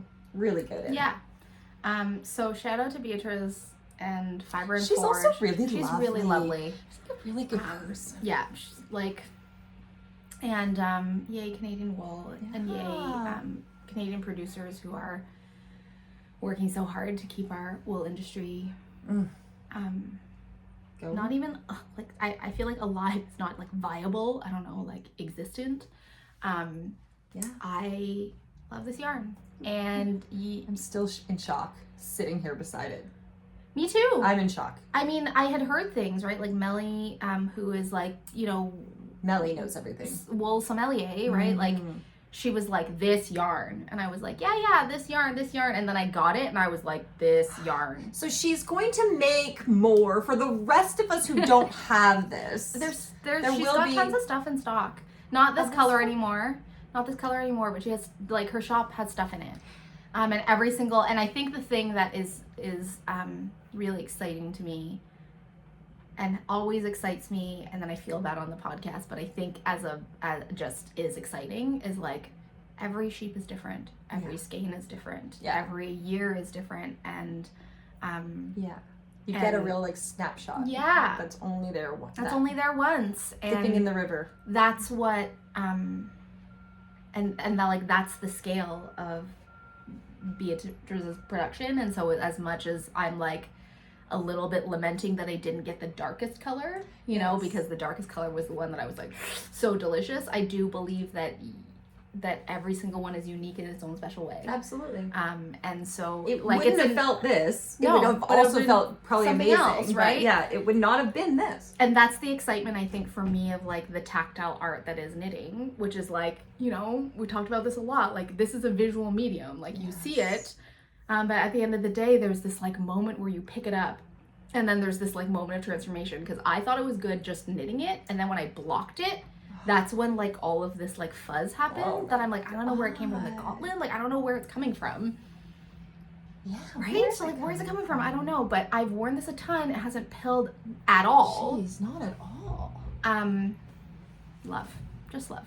And I hope that you too have that adventure. It's almost like the box. Yeah. Where true. You're like, what are you gonna know what I theoretically know what I'm gonna get, but like I don't know what I'm gonna get until I like feel it and get it on my needles and sort of like see what this yarn is. And but it's continuous, because it's like, okay, what does it feel like in the skein? Then what does it feel like when I'm knitting it? Then what does it feel like in the fabric that is being created? And then what does it feel like once I block it? Like, it's amazing. And I think for me, like, there's this different kind of like dopamine effect of that, where it's like not so much about my eyes and getting like really excited about the pattern developing, really excited about the color, but like I feel like is like incredibly grounding, because I'm like feeling what it feels like. Yes. Which I think is like which I need sometimes. That. Yeah. Right. It's not it's not like every yarn has that, but some do, and when they do, it's like pretty special. It's so special. It reminds me of those it's a beer commercial. I don't always drink blah blah, but when I do, it's Dos Equis or something. Yeah. Okay, yeah. Anyway, I just thought that. I was thinking that. But anyway, yes, this is really like I honestly, it's just Holy moly! It's the softest. It's so soft. It's like not, again, it's like rustic, it's toothy, but it's not prickly, and somehow it also has this like soft halo. And honestly, friends, I wear this thing, I don't know, like the stockinette side feels much more fuzzy than the reverse stockinette side. Yeah. So when I'm not out, when I wear this at home, I wear it inside out because I just want the softest part to be skin to skin, and I'm to be on my skin. Oh, it's good. It's so nice, man. It's good. Oh, I think we're getting some sunshine. Beauty. Should I try? I want to. Yeah, you want to try it on? Kind of. Well, not kind of. Yes. Yes. I feel like you don't want to give it to me because you know that I may. Although I'm already also wearing this one, so I can't have them all. But we can because we're gonna do our seasonal rotation, right? Yes, we are. Yes, we are. We are gonna do. Yes, let's do that. I really loved that sweater. I think I'm gonna have to make that one. Oh, Jackie. Oh, Jackie. It's so. Oh, I really like this color. It has it's got a bit of a cool tone to it. Love the sleeves. No, they were showing me basically because I was playing yarn chicken. Oh, yeah? How many skeins Oh, did right. you I used 4 skeins and was down to like I was like, oh my gosh, I might have to undo my tubular bind-offs in order to do regular bind-offs because I don't have enough. But That would be awful.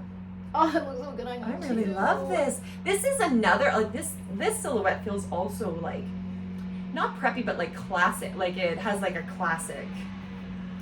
There's something about, for me, this particular raglan, the way that it falls on the shoulder feels less casual to me. Because sometimes I feel like since I've been knitting like drop shoulders and the contiguous shoulders, when I put on like a classic raglan, you know, like the Lento sweater, which is beautiful, there's something about the raglan lines that make it look casual. Whereas I feel like the way that the width of this and the way that it like drapes down, it's like a flat. It's still giving almost like the drop shoulder look. Yeah. But in a it raglan. almost looks like a saddle. Like you get it's like you get some this. sort of like raglan saddle hybrid. And then the nice thing about it is that with saddles you have to like knit your saddles and then like pick up from your saddles. Right. Says the person who's never knit enough. I had never actually knit a saddle, but bought a lot of saddle shoulder patterns. Nope. Because there's something about having to knit my shoulders and then like put it all together and I'm like, nah.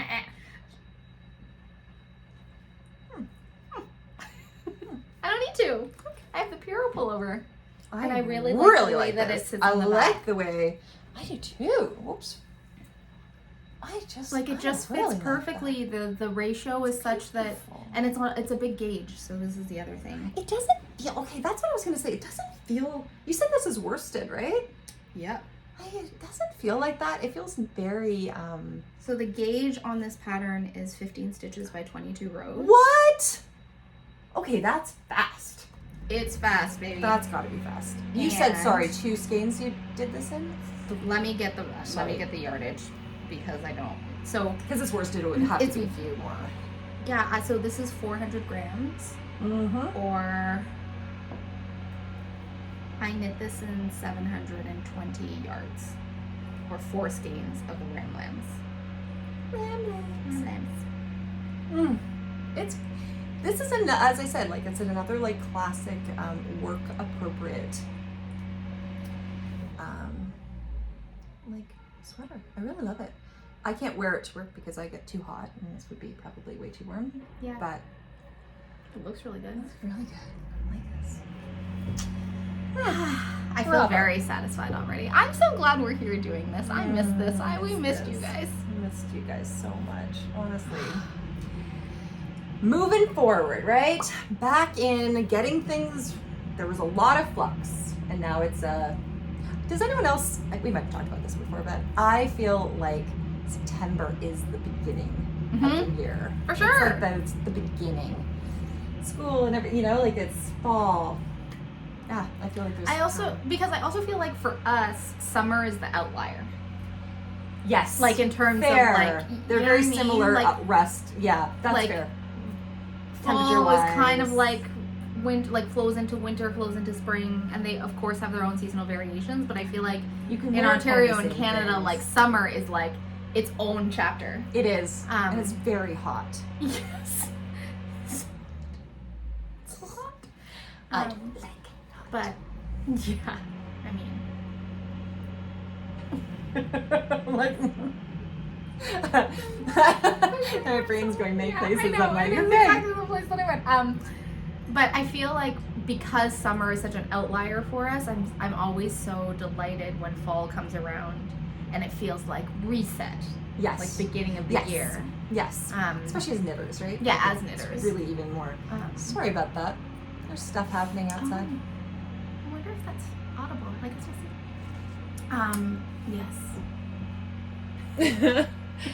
yes. I'm like, maybe it's just 2-second kind of thing. No, it seems to be some machine that's they're doing the road.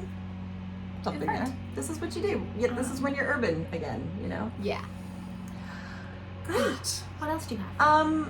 Just two very, very short update. An update on my camping socks. I did finish. This was the second. This is the other pair, not blocked. So I'll just cute. show you. That's what it looks like before you block it, right? Because it it's like expands here, but it all like comes together after. But yes, I love these.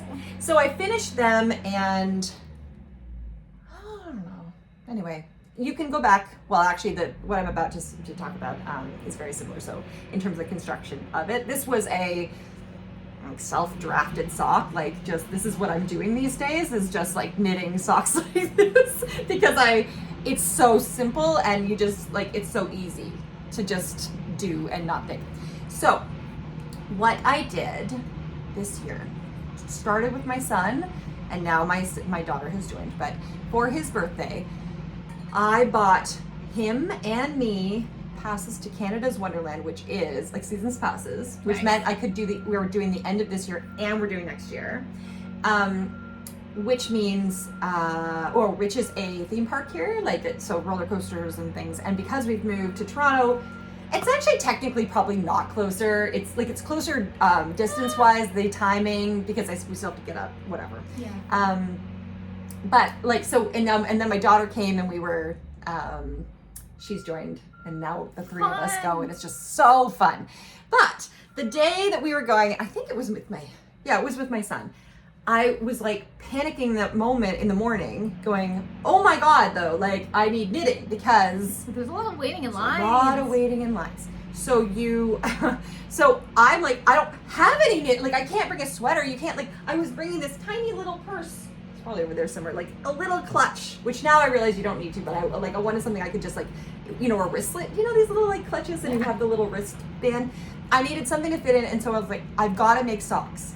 And I had just been, as I say, unpacking my we're gonna get back to the yarn stash and the sale that we're gonna be. It's gonna happen. Yeah. But I was really, really being very specific and only the skeins that I wanted to keep were gonna stay.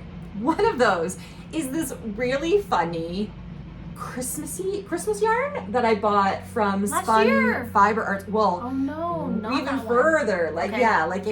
It's a Cascade Heritage greens into reds. It was super soft, and I was like, I just grabbed it, and I literally I only had time to wind even a part of the ball, and it was over top of some boxes. I remember, and I was trying to I'm like, I need to knit. Anyway, so I was like, okay, I'll just cast on a sock.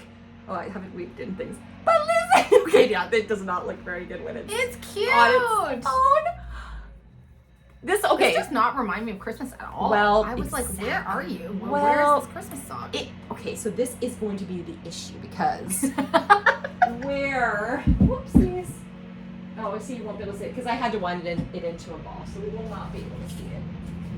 I'll just push it here. So it's still in greens, but then it gets super red. And so I was like, what am I going to do with this? So I basically, the way I do socks is I knit toe up, Judy's Magic cast on. I cast on 20 stitches on each needle, and then I increase to 30 stitches on each needle. I'm using a 0. I could get, but I'm kind of loose too. That actually does look pretty tight. That's so tight. But remember, even at the most, you're 30 stitches. It's not much. So I took the same idea of this one where I was doing 2 by 1 ribbing on the top of the sock, and then stockinette on the sole of it. So I did the same thing here. So ribbing just on the top, and I find, this is just stockinette. There are some socks like the DRK Everyday sock, I think, is ribbing all around, and I think it might be 2x2. But there's something about this feeling that it really like scooches around like your feet. It's really, really fun. And then I do the Fish Lips Kiss heel, which I've talked about, so I won't go into it, but just so you know, this is the easiest heel of all, and it fits so well. Like it really, really, it doesn't look good here. Would you say fits well for your heel For or my all heel. the heels that you have knit socks for? Have you? Oh, well, I'm not really Okay. I don't gift Oh, things. you did gift a pair of socks. Anyway. I was going to. I was going Does that to. count? I'm too hot here. Does the thought count, Jen? Yes, it does. Absolutely does. Well, I think that she has designed this and says it pretty much does fit and she has this special thing that she does to make it fit like a sock. The whole idea was to be like a sock like a store-bought athletic sock. Yeah.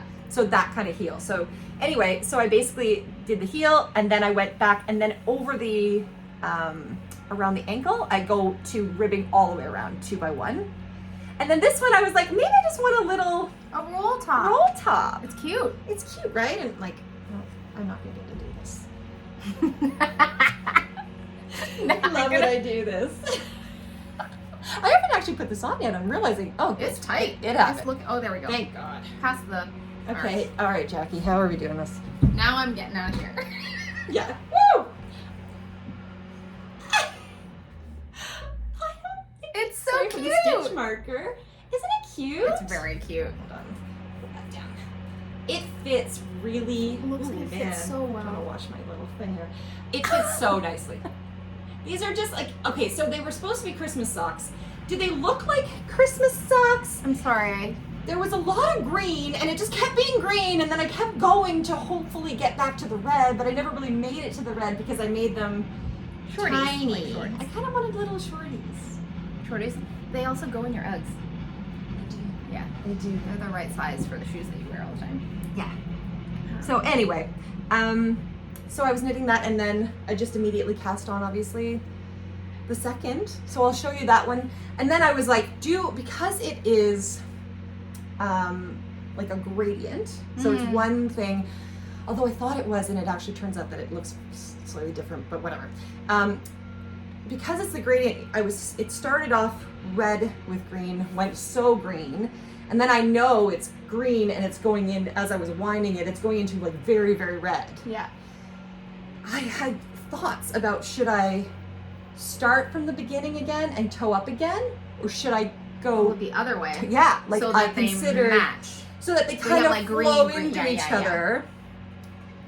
But I decided not to. I decided to just do It's the more toe fun up this and way. go. I also feel like it's kind of exciting It because is. you're like, when's it coming? When's it coming? It's like spin It cycle, is, right? and it takes so long though. Like you're like, but where's the red? And I just kept like, Have you weighed that? No, but it's not. Like Much. you're not going to use the entire skein, right? No, like, so I was thinking I'm gonna make another. I can get at least 3 socks. Maybe I can get. Really? Oh yeah, at least. Maybe 3. Maybe I can't get 4, but I might. I might. be able to. Pairs or individual socks? Individual socks. Okay, I was like, what? Yeah, no. Yeah. Yeah, no. But yeah, I think so.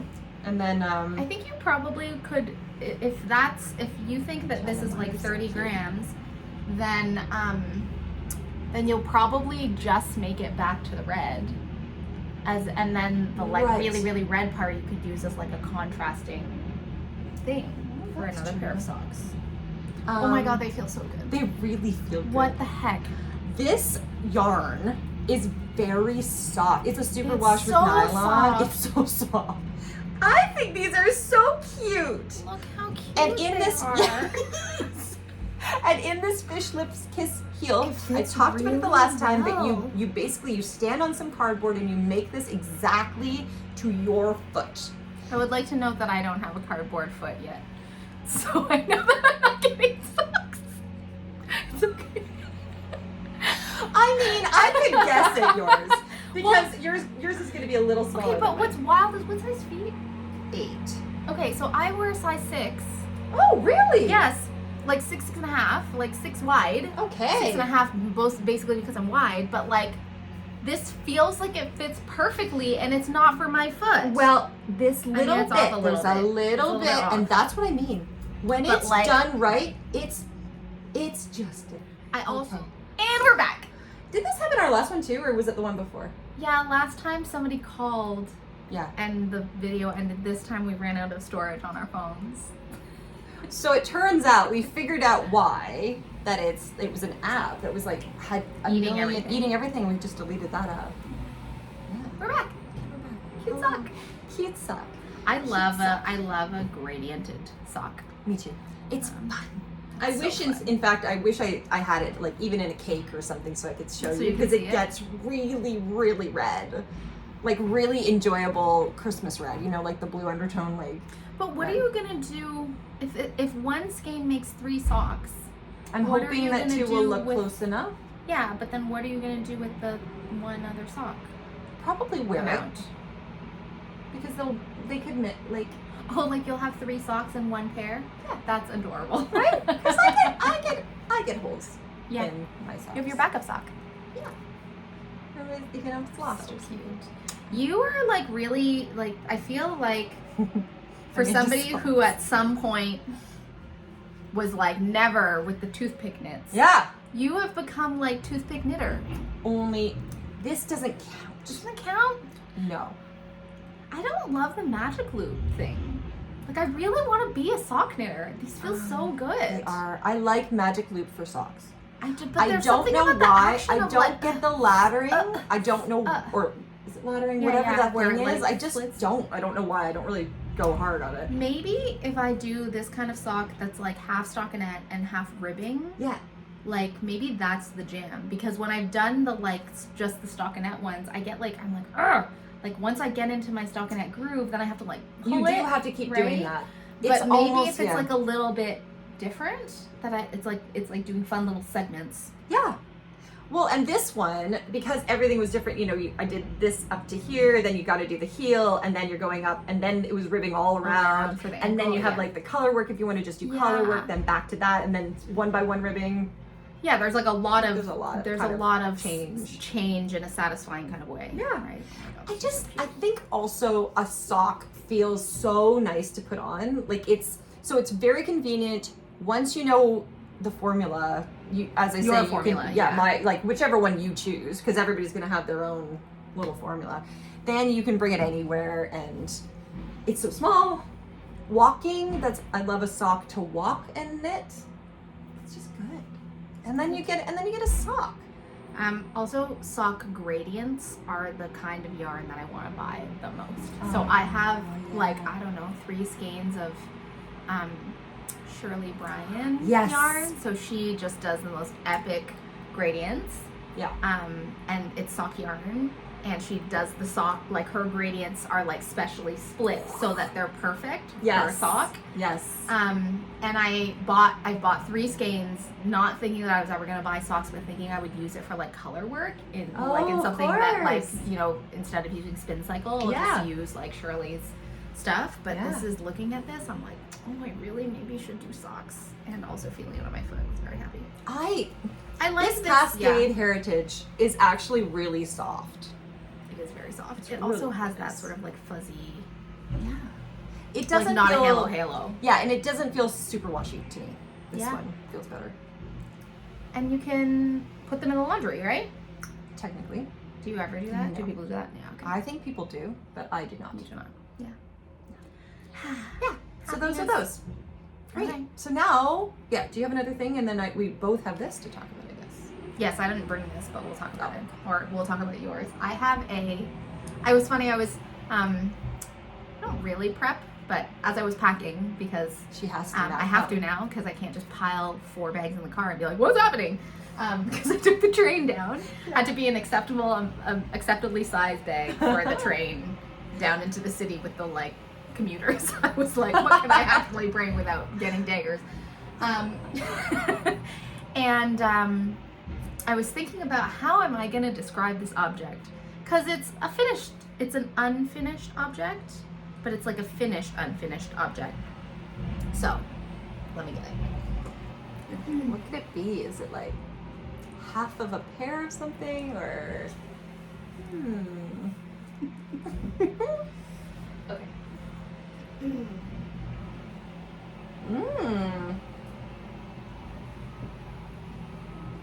It's unfinished. Okay, this is quite beautiful. I feel like you guys are going to be happy when you see what you're about to see. Wow. Okay. Wow. So this is the Obsidian sweater by Tania Barley. Yeah. I love that one. I'm just gonna stand here like this. I know. I was like, is it one arm or something? What's going on? So I knit this sort of.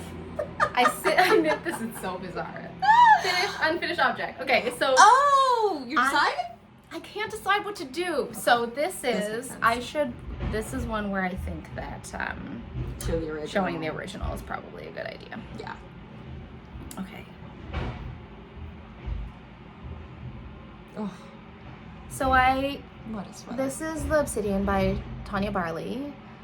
This is a little like mini knit along. I've been knitting this with Andrea from Knit LA and Hilla from Danish Musings. Nice. And the yarn that I use, so this is the sample, which I just fell in love with. Like I looked at the sample and I was like, I just want to be this girl. Yeah. I want everything about it.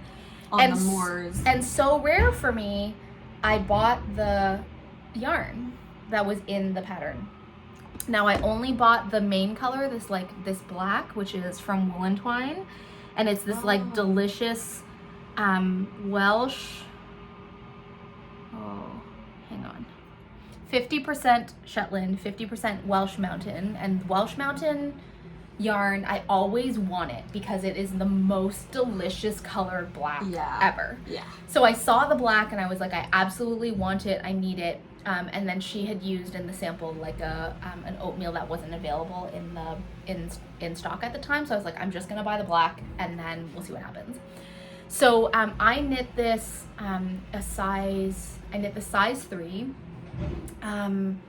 Using the main color, and I'm really close to gauge. And then my contrast color is something that I've been doing a lot that I really enjoy, which is using Mohair held double for contrast color. Part of the reason for that is because the Shetland Welsh Mountain is really like toothy, and it's really like yummy and toothy, but it's also quite thick, like it's a DK. And I was like, do I want DK plus DK? It would kind of be like your mittens. I was like, that's a lot of sweater. Yeah. And for what I've done so far, the mohair is like 70 grams of mohair, so the sweater itself is not as heavy, right? Because the contrast is like light. I also feel like it feels really nice. It does.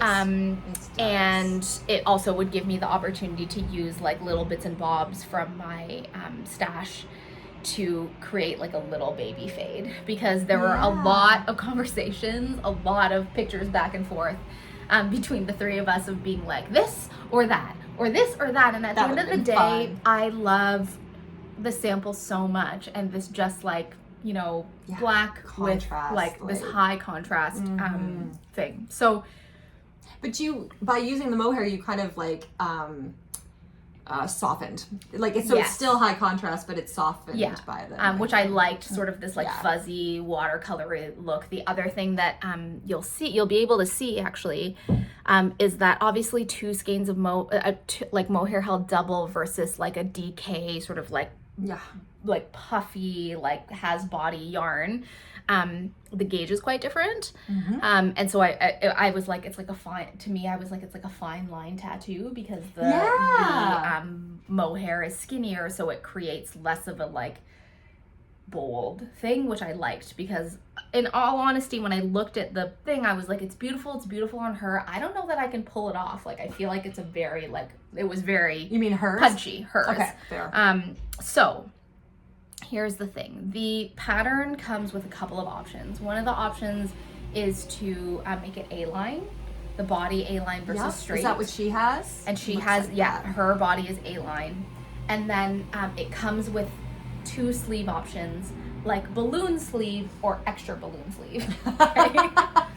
And if I had thought about this, if I'd really thought about this garment as a garment for me versus like I love the sample on the model, I probably would have made different choices, you know, but I wasn't thinking. I was just so excited to cast it on, and it's so fun to knit, like so just, like, fun to pop. knit. What was Just it, like popcorn? What is it called? Or you, like, yeah, you want the next chippy, like, potato chippy. Potato chippy. Yeah, so it's like easy to read. You need the chart, but like, you know, no long, like minimal long flows. Like it just is such, yay. It's such a wonderful thing. There's like crazy amounts of stuff happening, Jackie.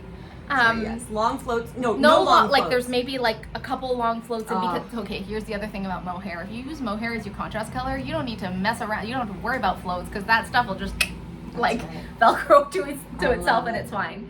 So, I objectively, when I look at the sweater and it's not on me, I'm like, this is the most beautiful thing in the entire world. And then when I put it on, I do not look like the girl in the thing, obviously, because I'm not her. So there's a couple of things. One is this balloon sleeve to me looks ridiculous. Like this is the one that I knit. And here's where like this is not the exaggerated balloon sleeve. This is the difference in my gauge between this and this. I have already gone down 2 needle sizes and decreased this sleeve by 12 stitches. Oh. And this is what it looks like. Like, I don't know that I can get this sleeve any smaller. And if then I like went through the project photos, I'm like, look, everybody has some version of like, I mean, this would be considered bishop, right? Like, look how much wider it is. Yeah. But kind of everybody has this like cinched in color work and then too straight, and then it gets really cinched in, which is where I'm sort of saying like I'm not a balloon sleeve girl, right? I'm like roomy in the body, tight in the sleeves, yes. And so I was like no,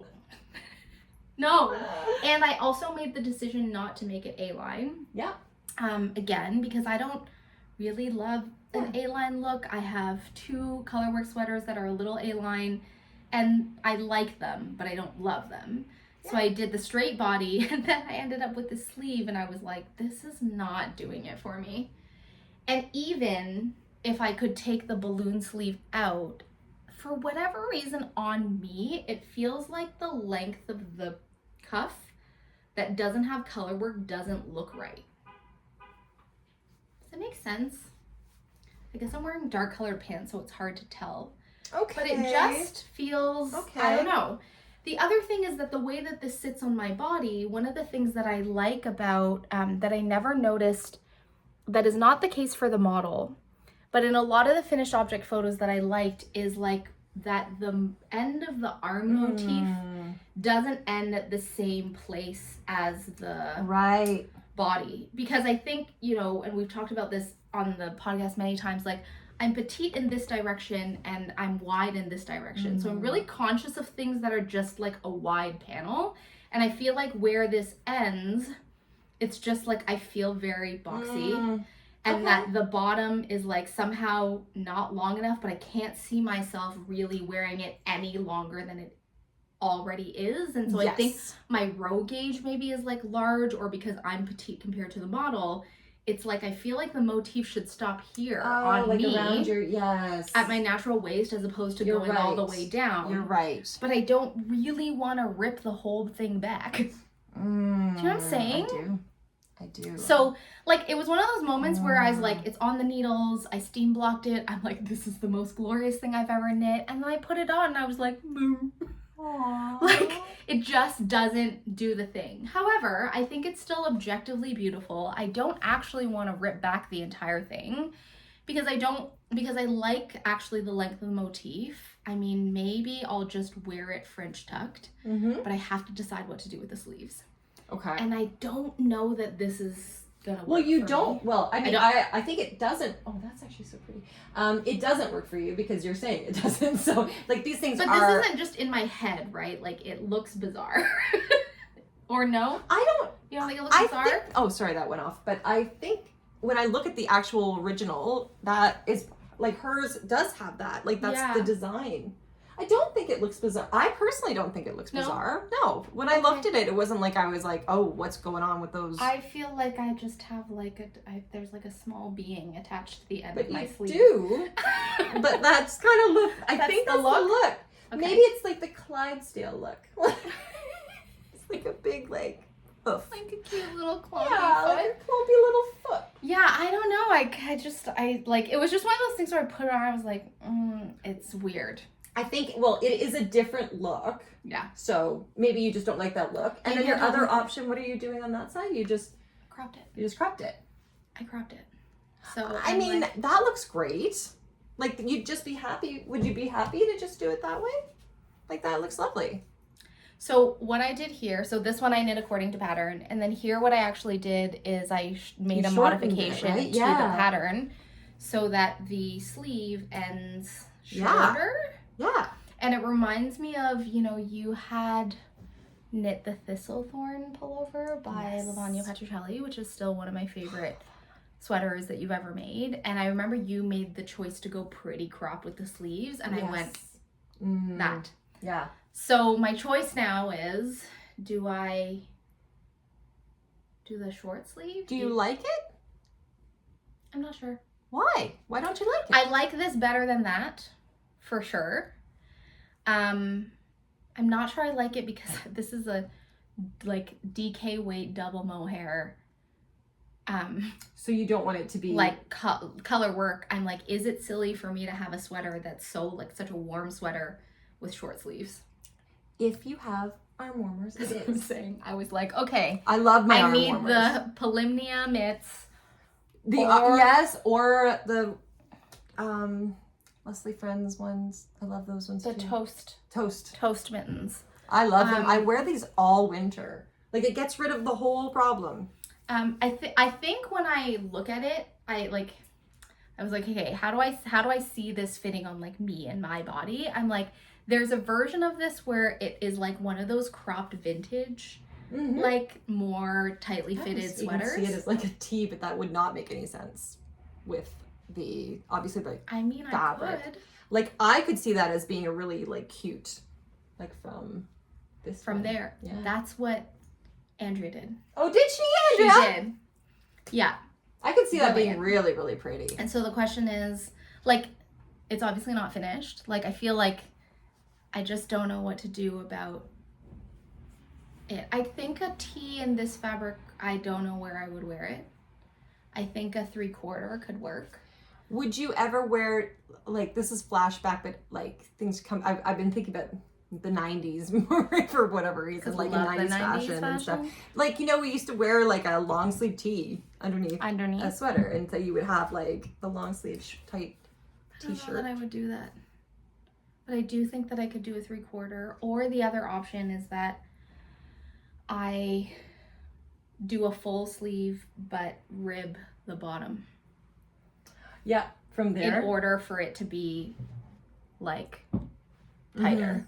A lot of people, like in the mods, in the like project notes, a lot of people made modifications to the sleeves in order for it to be straight. Yeah.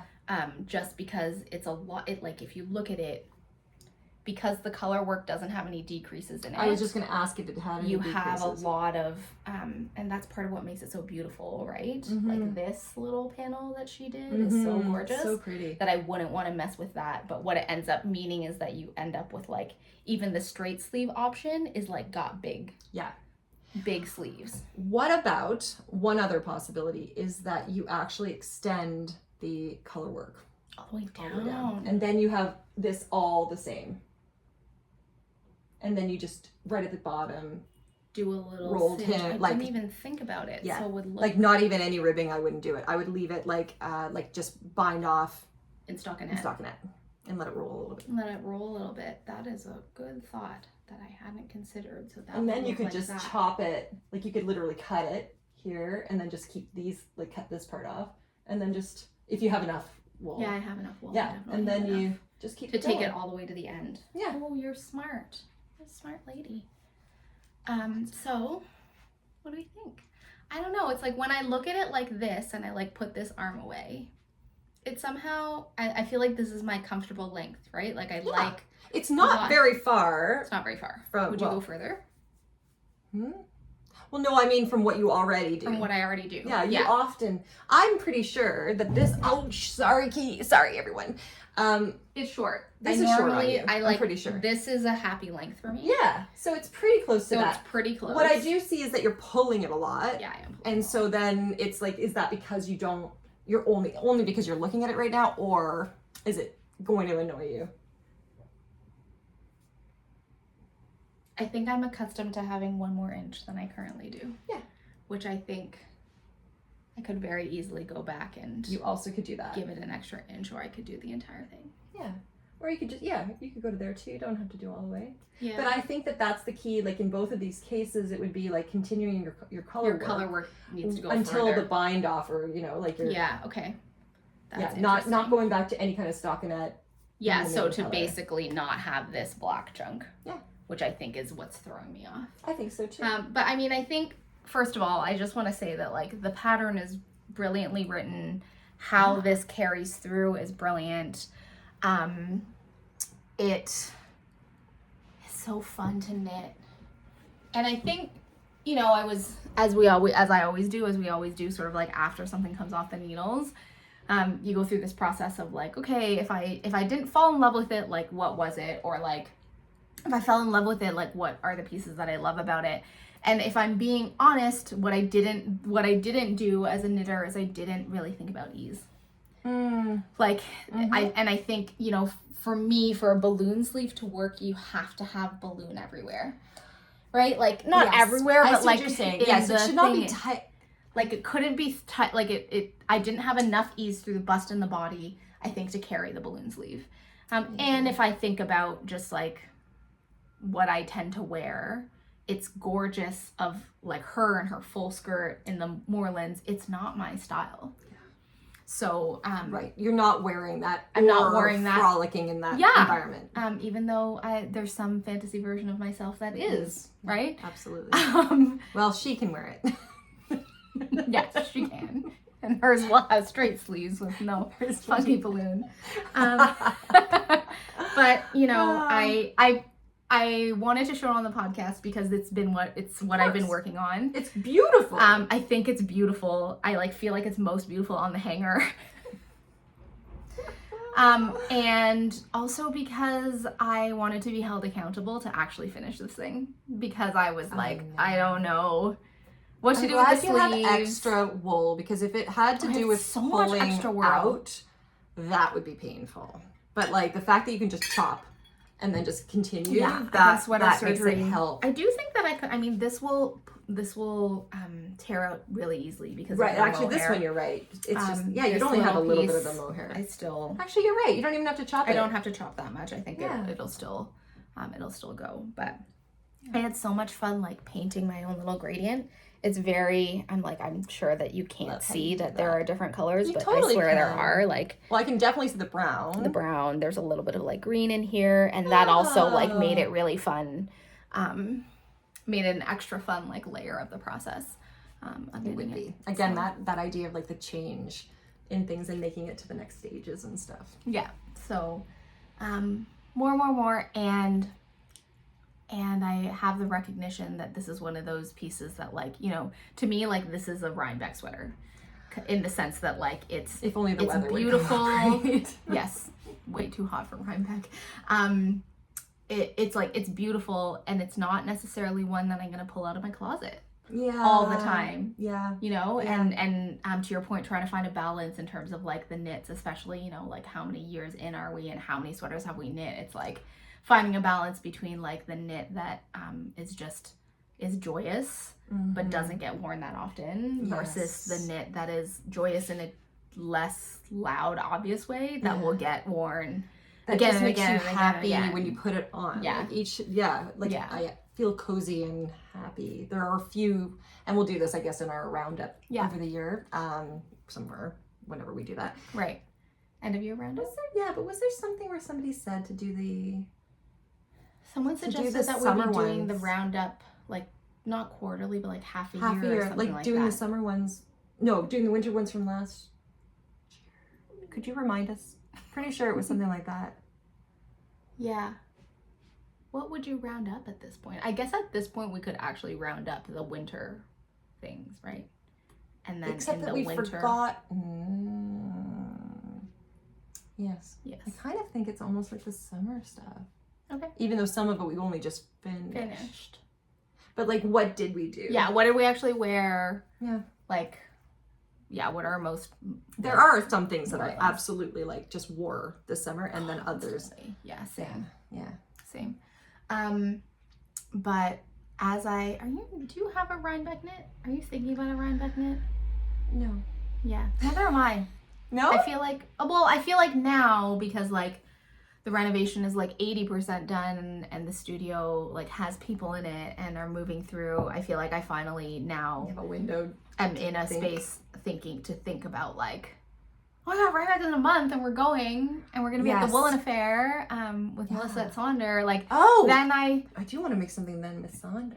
Then I was like, Rhinebeck sweater. I did apply for Lily's new. Me too. Yeah. Yeah. But I also said, if you don't want us both doing it, that's totally understandable. Yeah. Back off. So, but I was thinking that would be potentially a Rhinebeck sweater. Yeah, because I feel like you can get that done in a month. I think so. 20. We're talking about Lily. Sorry. Lily. We love Lily. Who we love. Just launched a test knit for her newest colorwork pattern called the Color Compass. We'll link she just dropped an episode recently, talking about it, showing it. Yeah. So we'll link to that below. To me, that's a total Rhinebeck sweater, because for me, I don't know why, when I think about Rhinebeck, and maybe it's because I just like the Andrew Mowry sort of like force is strong. Yes. When I think about Rhinebeck, I immediately think about colorwork. Yeah. Yeah. And some kind of shifting color, maybe because she has a spin cycle. Yeah. Always. But like just something that's like statement color work. Absolutely. And you and I did her, I think, was it our first Rhinebeck that we actually did the Andrew Mowry sweater? Yes, because I felt like I had to do it to get on the hill. Right. Which now you do not need. We know you do not need. Nope. You also do not need a Rhinebeck sweater.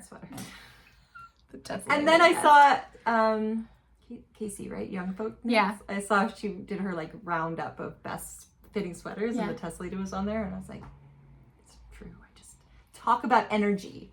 Like, it's a beautiful sweater. I do wear it. So I wear it it's a vest as that a I have, vest, and it's beautiful. Yeah, but you can't clear the process out of that product. What was I gonna say? Oh, right. So like, you don't actually need to knit a Rhinebeck sweater for Rhinebeck. We didn't do it last year, right? We just like knit what we knit and wore what we wore.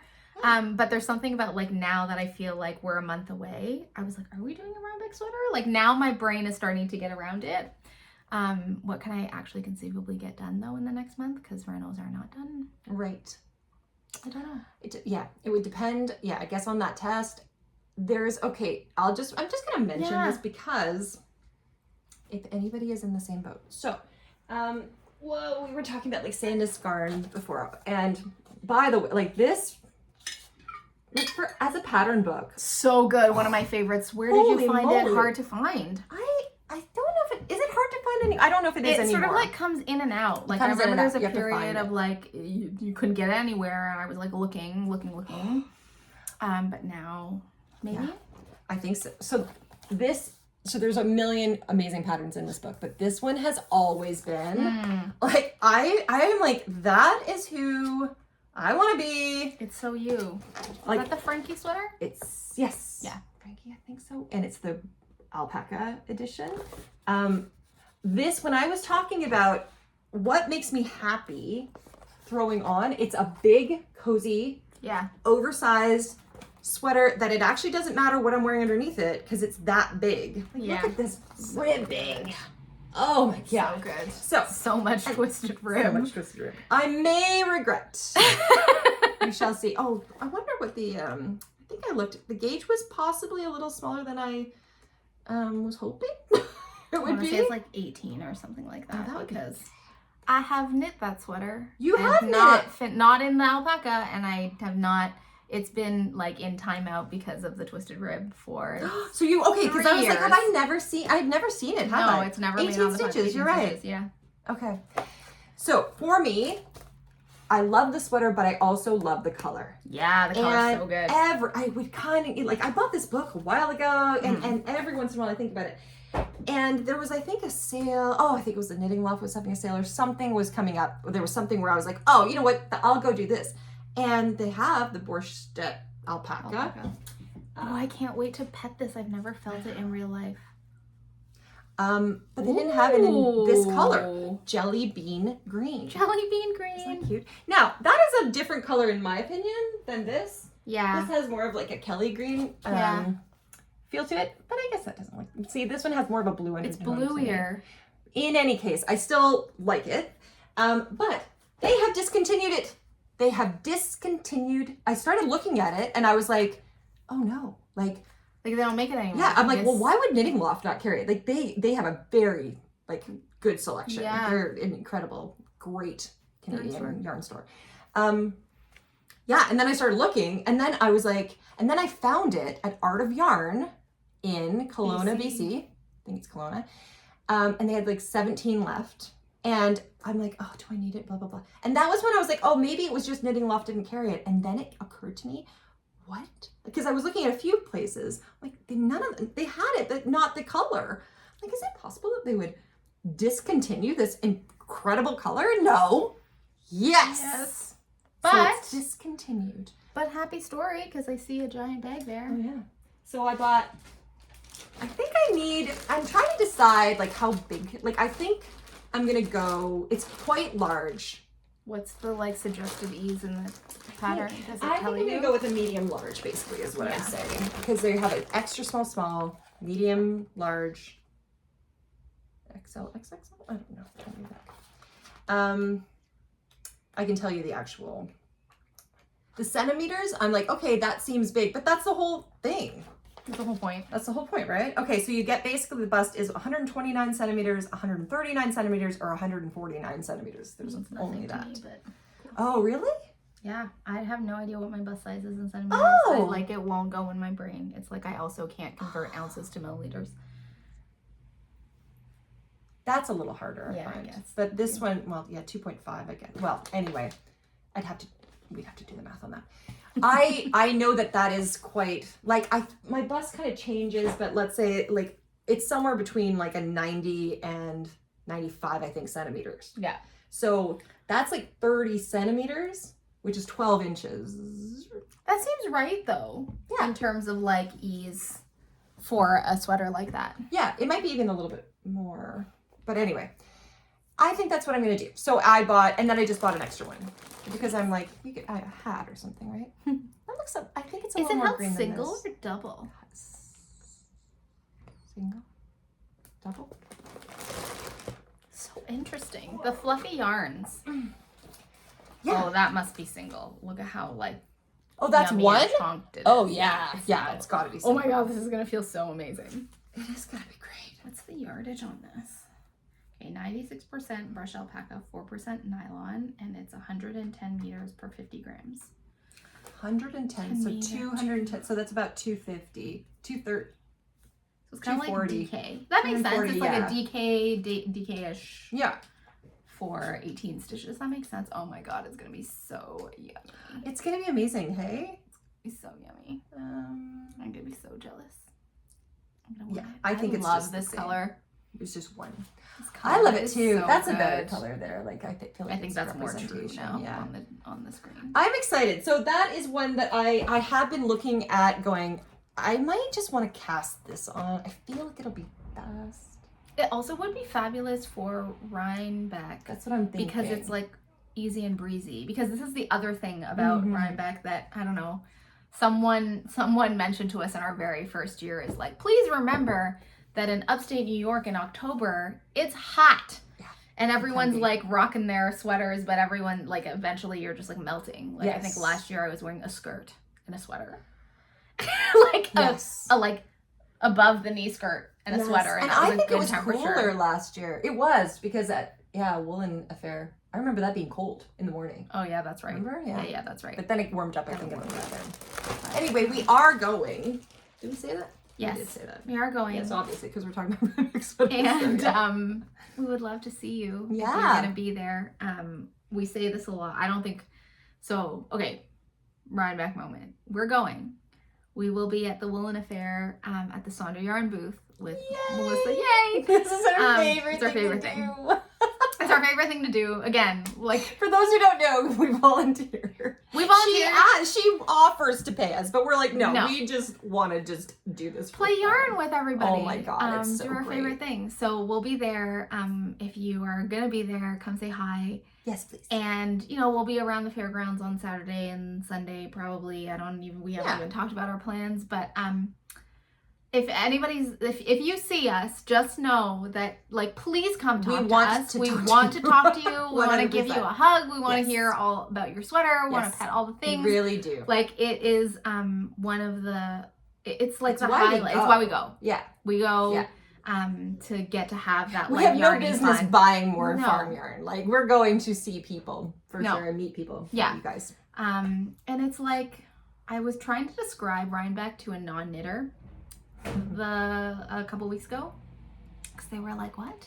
You do what? And this thing, like, you can't move this weekend and, like, you must go. And I was like, listen, it is so important.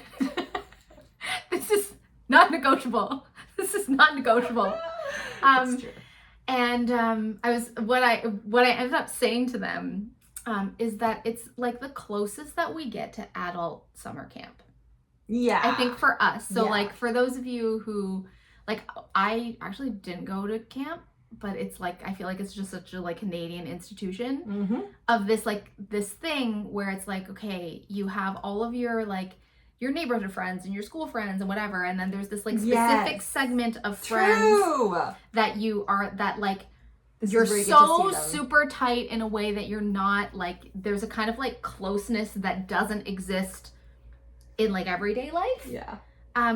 That you see, like, once a year, and you get, like, so excited, and then you, like, go to camp, you know? You have this, like, like, we barely sleep. Like, it's ridiculous. We really do not sleep. We're just like, like, the people and the things, and we get so excited, and then you and I, like, try to go to bed at a reasonable hour, and we're texting each other until 2:30 a.m. in the morning. Like, it's just like and dreaming about the wool that we didn't pick up, but we right? want to go exactly. We're going back. Like, it just, and it's this, like, to me, it's like camp. Yeah. Because you, like, go and you have, like, a sleepover with your bestie, and then you also get to see all these people. And I was like, there's nothing like the fumes of that. Yes. You know, and I think that, like, this is not meant to create, like, FOMO, right? Like, but what I would say is that, you know, there are many things we love about Rhinebeck.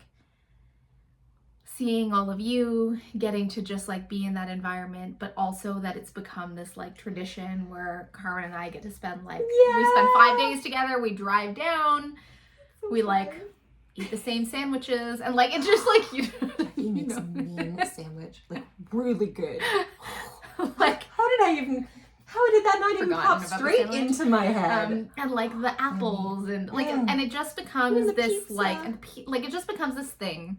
And so I encourage you to consider, like, whether you're going to come to Rhinebeck or not, I just encourage you to consider, like, what rituals do you have in your life with the people that you love? Aww, you know, and, like, it's so, you know, like, this whole couple of months for both of us in our own ways has really underlined, like, people is what makes this life. It's part of what makes this life, and relationship is part of what makes this life. And so, like, how are you connecting and, like, stamping space, making time to nurture the people who make you feel amazing? How are you like doing that? And so if any of you are, like, considering Rhinebeck and you're not sure, and like, I'm an introvert and I'm very sensitive to environments, and it is overwhelming, no doubt about it, right? There are spaces you can go. Like, bring a friend. Don't even make it about your knitting posse. Like, bring somebody who you love, who you want to share a beautiful weekend with. Like, do it. You're in New York State in the fall. Like, it is beautiful. And yes, and there are a lot of people, but there also you are in fairgrounds, so you're at least there's spaces you can get to if you need like a little bit of a break. Yeah, and I just like encourage you, whether it's around Rhinebeck or not, like if there's something that you love and there are people who you love, like let this be your invitation to think like, how am I gonna make the time and the space to be with those people. Yay. And one of the things that this podcast has done for Carmen and I is like we get to see each other and make the time and space to share the thing that we love so much. And it's expanded to Rhinebeck and Knit City Montreal and Knit City Toronto, like all the things. And I just wish that everybody had some version of that. And you don't need to start a podcast, even though we also want you to start a podcast. Like, no. You don't need to start a podcast in order to do that. Yeah. And we hope that in some way we'll like cross over and get to like see and feel some of you in person at some point, or to continue this like deeply meaningful thing that we like feel online. Absolutely. You know? Yeah. So I mean, that really, you know, I'm going to try not to talk about it again, but like, I think that even in this horrible thing that I went through and the messages, like, I really felt that I like truly, it makes you realize how many people are really meaningful in your life. Like, you know, and I've never met them. Like, I've never actually probably met them in, you know, you're still very, our energetic connection as humans extends beyond, you know, proximity or even necessarily next to each other. Yeah. But there is something different and possibly extra about being like physically close, right? Because it's just even more. That's what we get to be as humans with a body. So it's good to be around other bodies. Yes. Who love what you love so much. Yeah. Also. And here's the thing that I think is so special. To be in a place where you and what you love is just being celebrated everywhere you look. Yeah, right? That's true. And that like you might not agree on the yarn, you might not agree on the pattern, and you might think this is so scratchy and not beautiful, but like there's something really celebratory about the entire experience. Definitely. If you allow yourself to connect to that part and bring somebody who is who's going to help you connect to that part too. And carry your backs. Possibly. It's funny because I don't even, I would not be surprised. Okay. Like I'm saying that it would not surprise me if I bought nothing down there. Like that would not be surprising to me to not buy anything. And at the same time, I probably will. Even though we're about to have like a stash down, like sale. Yeah. But honestly, some things are like in our lives for periods of time. And we've talked about this, that there's, you know, that whole like yarn buying and knitting with yarn are two different hobbies, you know, and like it brings so much joy to even look at yarn that's sitting on the shelf. Mm-hmm. And sometimes that yarn maybe doesn't become a garment or an item for me knit. And I think I've gone through my stuff and there's going to be a lot to sell. Well, I was saying to Jackie, I'm going to actually just, I think, except for the things that are like the absolute, like, there's no way. It's so funny you brought up the Libby? Oh, sorry, no, it was Liza Libby. Yeah. Yes. My Fiber and Forge. Libby. Fiber and Forge. Because this one I've had for years and I have not knit it. And every single time I like, there's no way I'm not going to keep it in my stash. Like, I just need it. But there are other things that are so beautiful. And I'm like, I'm going to put it out there. And if it doesn't get bought, it means it's meant to stay with me. Yeah. And if it goes, it's not meant to stay with me. And then, you know. Yeah. So. And it goes around. I mean, I remember one of the things that you said very early on in our friendship that I was like, oh, that's so brilliant. Is we talked about, you know,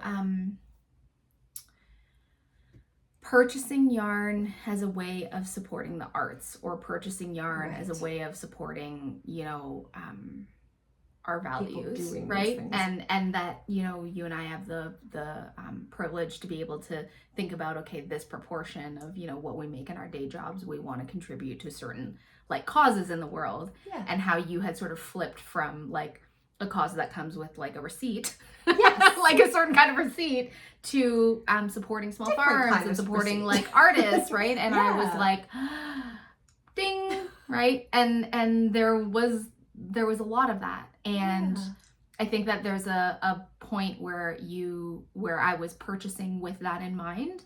And also every skein had I had an inkling of like, this is what I want to might become, do, or yes. like, you know, this is gonna like fill a certain spot in like my knitting hobby or my like wardrobe. And then you come to a place where you're like, I have 20 different kinds of farm yarn that all fit the same slot. Yes. And you can only have knit so much. So many sweaters that you wear too, yes, right? Yeah. And there does feel like, you know, I think I haven't been a gift knitter, and I because we were almost like at the beginning, it was so like, oh my God, there's so much to fill in and wardrobes and things, and like, how could I spend time knitting for someone else? And then now I can see the space for that, you know, where it would be like, I think I just want to knit with this gorgeous yarn. Yeah. Yeah. And I want somebody else to have it because I don't need another sweater. But the thing is, I feel like there's spaces to fill it in, right? Yeah. And then I'm going to want a sweater. Yeah. And like, for example, like I was buying this going, I have a huge amount of yarn I need to sell. Like, how is it possible you buy this? But first of all, it was my last chance. So you have to justify. I have to justify. My husband does not watch this show, but if he did, yeah. There was also something really sobering about packing up all of your stash to move that I think was like, I remember you were just like, yarn expands. When you have it in a stash, it's like squeezed into stuff, and you don't know how big it is.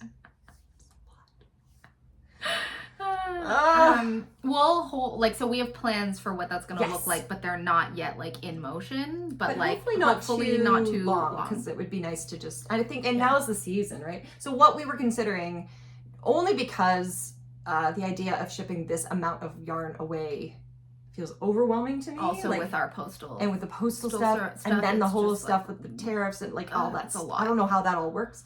So anyway, we thought we would start with a local thing. So probably in Burlington. Beautiful studio space, and we'll see if it all fits in there.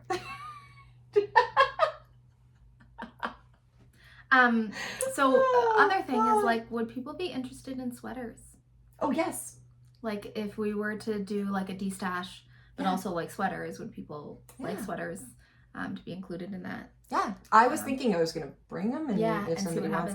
It's so funny because you start to then think of different things. Like I threw some pattern books in because I was like, maybe people will want that, you know. And then what was the other thing I was thinking? Oh, I'm into like oracle cards and things, but not every oracle card box was speaking to me, and I'm like, well, I feel like there's some hobbies that kind of coexist. So maybe, anyway, that's the kind of stuff I'm just gonna. It's almost gonna be like a garage sale of sorts for people who like for fiber and fiber adjacent things. And fiber will be there too because I have a lot of fiber. Yeah. Okay. A lot of fiber. That's that. Okay. I did want to talk quickly. Yes. Oh my gosh. This. Right? Is this going to be your Rhinebeck knit? Because if it is, then I need to get moving on mine. It's unlikely. I think it's going to take too long. It takes, in my brain, I was like, taking a while. Okay, how do we, so we're both, it's starting, okay, so I, you know, I'm just pulling things out this morning, and I'm like, oh, you know, and Jackie sees this, and she goes, oh my God, so she's knitting the same thing, so you can also talk about this, but basically, if I can recap, we have fallen, you know, head over heels in love with another yarn purveyor, human being, beautiful, unbelievable badass human woman being, who is planning to row across the Atlantic Ocean. This is not even a joke. So because she's doing that, this is Millie from Tribe Yarns in the UK. Is she London based? I don't even remember. Probably not, right? No, we're on the third. We're also on the third. Like Tribe Yarn has existed in multiple locations. Oh. My brain is not braining where it is right now, but not there. But I'm imagining maybe close to the ocean. Yes. I think if she's training to row across the Atlantic. Yeah. So she owns this. Yeah. Oh, go ahead. You probably have something you want to say. No. Okay. So I had actually bought yarn from her, not even knowing anything about her, but it was yarn from my fungus shawl cardigan light or something like this that I still have not Jackie, I laugh because Jackie's not allowed to cast it on until I cast it on. And I've done my swatch, whatever. And I needed to get this one type of yarn that there was like just not available in Canada, like just anywhere. And it was there. And so she was just so helpful and she shipped so fast. And I was like, I really like this person. And then, you know, got on mailing lists and find out she's like rowing across the ocean. And because she's doing that. And then we found out about the unspun yak, which is when I was like, who is this human? How did I miss the boat on this? I know. Like, amazing. I mean, she's got so many things happen. Like, she's just so cool. So cool. One of the things, because it obviously is going to be expensive to row across the ocean and you need a lot of support, like boats, I think, like coming with you and all, you know, like and all of the food and all the planning and all of that stuff. She's doing a lot of fundraisers. And one of the, I think this is part of that fundraiser. So she does these cows. From what I can see, I think there's a cow like a year maybe? Yeah, once a year. And the one that she did recently, the most recent one, which is done now as a cowl. Well, it's still a cowl, but she does Zoom nights and you're supposed to, you get the yarn and you knit it all together and she does all of these, like, she teaches you how to do the different stuff and those are still available. So you can basically just join the cowl to make this thing that at first I was like, do I even want to make this? Obsessed with this jacket. Was you obsessed are? with it before Really? I knew it was a cowl. I was like, am I gonna wear this? Oh my god, I was obsessed with this before I knew that there was a cowl for it. It was in my library. I already bought the pattern. I had 3 different sets of wool that I thought I would try and use in order to knit this thing. Obsessed. And then I found out that it was double knitting and my brain just went and fell down. Double knitting with boucle. So, okay, well, if you do it in the original. So this, it's called, okay, so what it is, do you want to pull it up? It's called the Winter Chunky Jacket by somebody that I don't, oh, it's Gray something. Gray Level Knitter? Gray Level Knitter? Yeah, I feel like maybe you'll do it. Okay, well, I'll just show you. Well, you'll see it. But this, okay, so this is my progress on it. What, as Jackie said, it's so beautiful. It's so beautiful, but it's double knitting, like double knitting the whole way. And what that means is that you are literally knitting 2 fabrics that are joined the way that you're basically knitting and purling, but you're changing the color for each one. Yeah, there we go. Gray Level Knitter. Look at this masterpiece. It even has that blood orange color that I made my cardigan whatever out of. Oh, it's so amazing. There's also a, like, you can make it as a vest. I'm still up in the air about that. But anyway, I chose, this one is in a, hers is in a, or the original is in a cream with a black, kind of a cream, with a black, and then that really, really bright orange that I love. But I decided, so nice. I kind of just felt like I, for whatever reason, didn't want to do that. So I instead am doing. Ooh, yum. Right? Yum, this will be yum, the yum, edge yum, yum, thing. And, but we're doing it. It's going to be, it's fully, okay. So I wasn't originally going to do this because I thought I was going to get overwhelmed by fully reversible, but it's not actually hard. So basically, because you're double knitting, you have whatever, you're working with 2 yarns at the same time. And you're like knitting on one side and you're purling on the other side at the same time. So that will be a knit on the other side. And then the color work, you're like switching colors. It's really actually easy. It's not complicated. I got overwhelmed when I first started it, and casting on was really like, I couldn't get my head around it and I almost gave up. Like, I swear I almost gave up right at the beginning and was like, this is too much and it's not bringing me joy and I just feel like stressed. And then I just like recast it on, and as I did that, I was like, this is not bad. Like, it's a long, it takes a while. Yeah. But it's you're basically also like just ribbing knitting. Plus color work and 2 layers. Yeah. You're making 2 sweaters at the same time. It is, look at this squish. Okay, so it's in this yarn called Teddy Deer, which is a Gepard Garn yarn.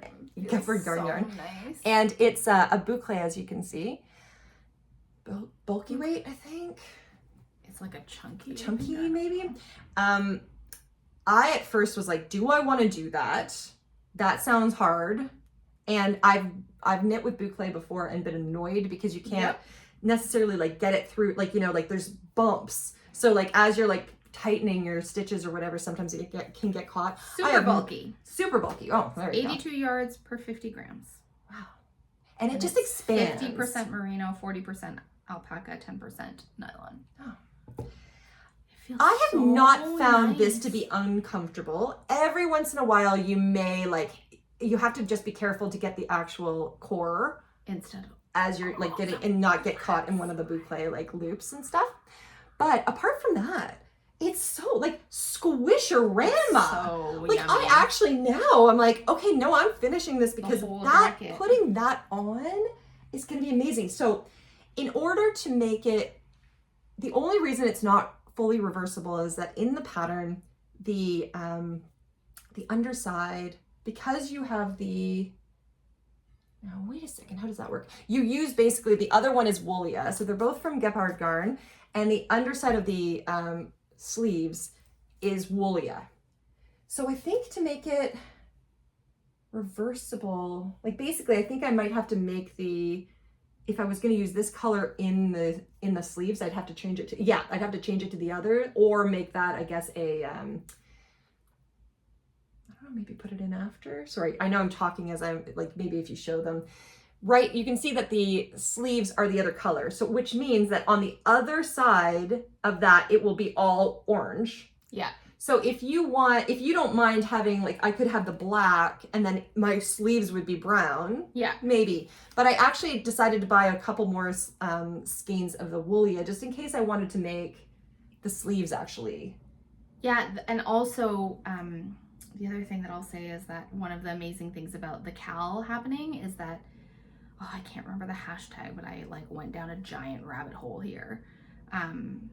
Where you can see all the different versions that people did and how people they changed up the motif. They did like different colors. Like it's epic.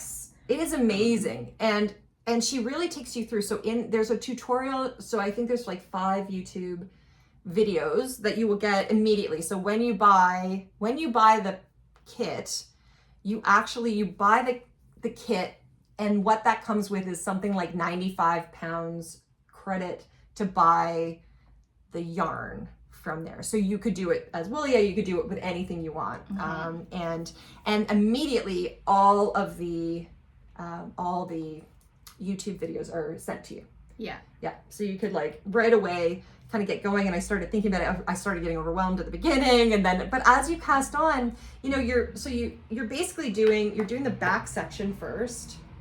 You start up here, this is the back, start up here, and then you pick up stitches here and you start down the front. So that's the shoulder, and you're increasing and decreasing. So the back kind of comes down as a trapezoid, upside down trapezoid, and this part increases. Oops, no, this is gonna be like this. And it's not hard. And because it's almost like the same things that are drawbacks of the Woolia, there's also our bonuses. Of the boucle. Of the boucle. Sorry, not Woolia, the boucle. The bonus of that is that you really can do anything. Like she was saying that in regular double knitting, you actually have to pay attention to where your strands are crossing. Yeah. But here you actually don't even need to do that. Like the Woolia just takes care of it. Because the boucle just it's all just mixing in together. And I am just really enjoying this. I love it. And it's not, this is probably rethink my whole color decision. Maybe a little, maybe about a week of knitting. Like it's not speedy, but it's also not horrible. Particularly if you remember that you're knitting something that at the end is going to just be imagine this is a dog walking, fall, throw it on. I feel like it's the perfect fall jacket for where we live. I think so too. I love this. Oh my god. It's so pretty. Yeah, it's so I love the black side. I love the black side too. The black side is so good. I don't know if I love, no, I like it this much. Yeah, that's what it will be. Yeah. It will be reversible however I do it. Oh, so yummy. Yeah. So I'm gonna, if for those of you who are on Instagram, just search the hashtag winter chunky jacket and it will blow your mind. I of course, wanted to use stash. So I have been auditioning different versions and I can't hit gauge because I keep trying to do boucle plus something else. Like I have the boucle, but I was thinking about doing boucle with something else, and so this boucle or a different kind? This boucle. Oh, okay. So I've been trying like different things, and I just can't get gauge. And also every single time trying to swatch, trying to figure out that cast on, my brain hasn't like clicked into it yet. Now that said, I also purchased the cowl, but didn't actually start looking at the videos. I was like, I can figure this out. It's fine. And I did. I found one video and I figured it out. And like, I don't know, it's so funny. You know how like long tail cast on, if I think about it too hard, I can't do it. You can't do it, exactly. So like something happened inside where like when I did it the first time, I was like, oh, okay, this is straightforward. And then I have not been able to. Although it's not a long tail cast on, that's okay. Yes, it's not. Yeah. But I just, that sort of like, the first time I did it was okay, but like the second time, then I kept getting confused. And then I got it, and then I lost it again, and I was like, oh my gosh, this is like, whether or not I can get this cast on or not is basically telling me how tired my brain is. Like, I was Fair. Oh. But I will say, as I had that experience of just like, I don't know if I want to take this on. This is like so much, and like, do I really?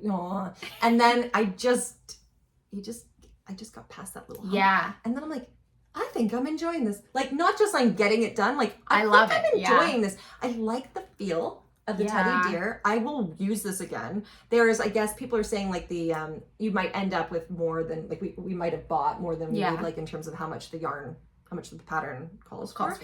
But I think it's my favorite things knitwear has like a hat, like a Russian hat, you know, like or one of those kind of things in this. I'm like, oh yeah, like I could do that. I would knit with this again. Yeah. I'm just really enjoying it. Yeah, and then I got distracted by my like socks and my knits, and then things happen, you know. There's room for everything. There is. I will say that I think that part of the joy of I do again like always come back to the joy of a cowl. Yeah. And I know. I'm very happy that I didn't know that you would cast it on. Now that you cast it on, I feel like that might be the extra push, because there was a part of me that was like, I love it.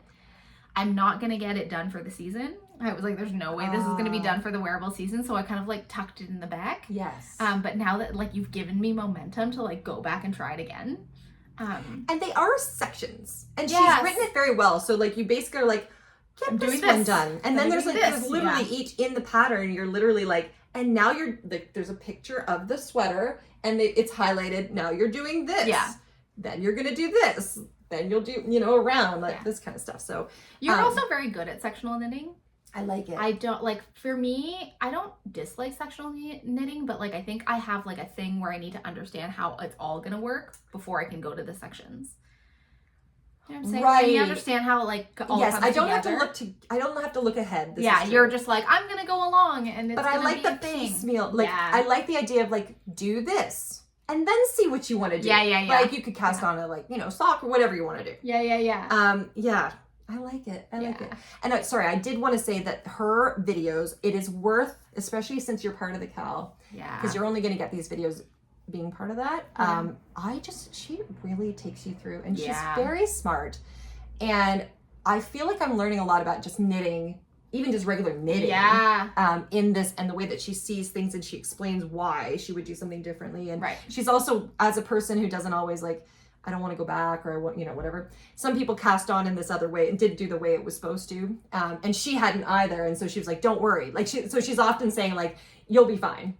It's just that you're going to have to do this or that. Like, but it's not going to be a big deal. And it makes you feel like, okay, it's fine. Well, I'm excited now. Yeah. I'm excited now. I think probably what I'm learning from this is stop trying to be creative and just buy a second color of Woolia or of teddy deer.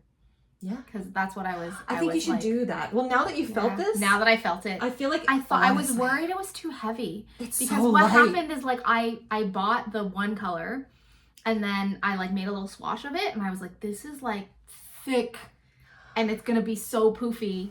And so I was like, oh, let me try it in another, like I was going to do woolly and then like another one. And so I was auditioning the second ones. And then I was running into all these problems with gauge. I can imagine. Because it would be weird to have the opposite. It's a very kind of specific thing. So I'm going to go back and look at, maybe I will actually, the black is I'm really glad I switched to the gray and black instead of like the cream one. I really like the cream, but I think for my like skin tone and stuff, I'm really happy with it. But I also feel like the other thing for me is I was like, I want this to be like the everything coat. Yeah.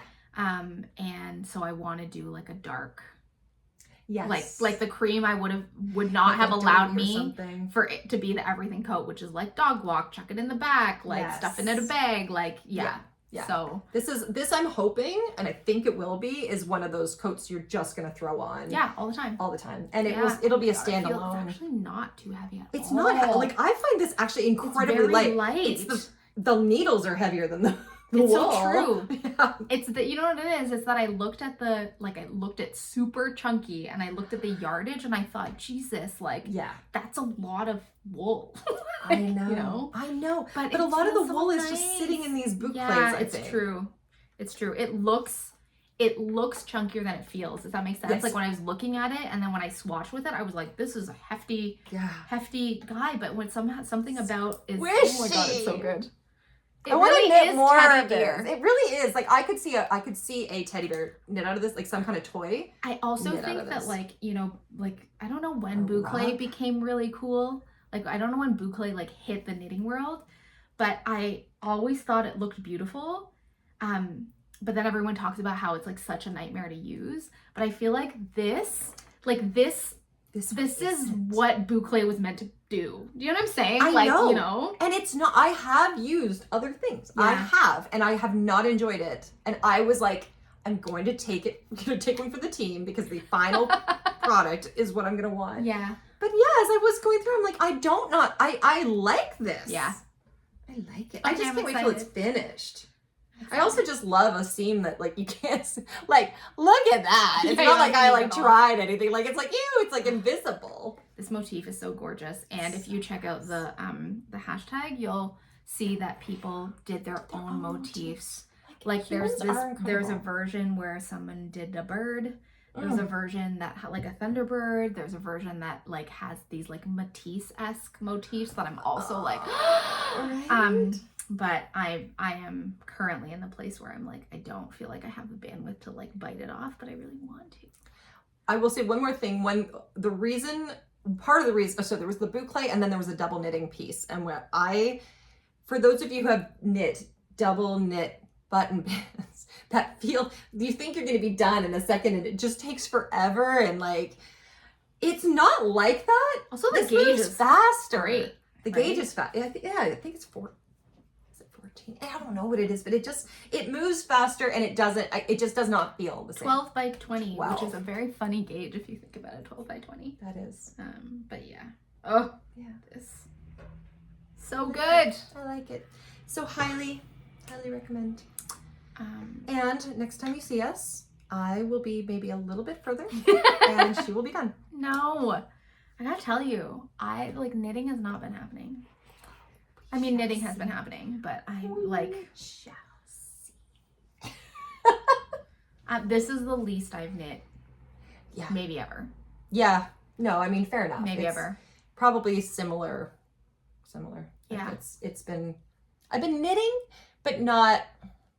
It's the idea generation part, which is our favorite part of the process of like the yarn and the ideas and the like whatever. I think it's not like maybe overwhelmed. It's just like that part of my brain was occupied with like the creation in other ways. Yeah. And I realized also how much it was funny because the studio that I opened, I have a business partner who's amazing, and our contractor is her husband, which has been extra amazing because he's taken such good care of us. But it also it was really funny because I've never done a renovation before, and I don't consider interior decorating like one of my skills, or like, you know, space one of my skills. But it was interesting because when we got into the space and we started to we did new floors, we took down every single wall, we made all new rooms so that it flowed in the way that we wanted it to in the space. But I realized that knitting is a translatable skill. Even when it was so funny, we were deciding on paint and it was like, okay, what are we doing the trim? What are we doing the doors? What are we doing the whatever? And I'm like, let me take a black and white picture and let's adjust saturation. There were all these That's knitting things that sort of came to the space, and you're thinking about scale and texture and how things are feeling. And so I feel like it was kind of funny that I got my knitting like all of the choices you make around patterns and design and all that kind of stuff, it's like I was full and had to make a lot of very seemingly important, they felt really important decisions about the space in that place, that when I got home I was like, okay, neon stripe, like taupe stripe, neon stripe, taupe stripe, or like this, which is just like, you know, follow. one stitch at a time, Same. like follow. Just follow. Or make mittens, socks. You know, mittens that are just given to me. You know, like the, you know, like the yarn was right there, the pattern was there, the pattern was printed. Like, thank you. Yes. Yeah. Exactly. I could use some of that right now. So there was one little other section that I wanted to share. Is there anything else that you showed? Okay. So I guess sometimes we have this segment. This is like a, we don't often do acquisitions, but I did want to take some time to do acquisitions. Yay! Today, because I have something for you. It's really tiny, but I had the tremendous privilege and joy, and just like, I will get weepy when I talk about it, of going to Shetland. I am so jealous. I've still never been. Okay, so the story is basically we had a wedding to go to. We had a wedding to go to, and the way that the wedding schedule worked out on all the kinds of things was like, we were flying into the UK, we flew into Edinburgh because the wedding was in the Lake District in the UK, which like I was not familiar with, and is honestly, I'm like, why is nobody talking about this most gorgeousest of places like in the world, except for all the romantic poets. Yeah, they talk about it. And I get like, I mean, nothing I guess, in the last couple hundred years. We'll say North America, like I mean, no, North America, sure. like I don't know, like people, there are just places, and it was not one that came across my radar, and so maybe I'm just ignorant, but. In any case, no, you're not. So we were there, and we had like basically almost a week in the Lake District, and my husband was like, okay, well, if we're flying anyways, like, is there anywhere that you want to go that's like accessible via Edinburgh? Quasi-accessible. Via Edinburgh, that like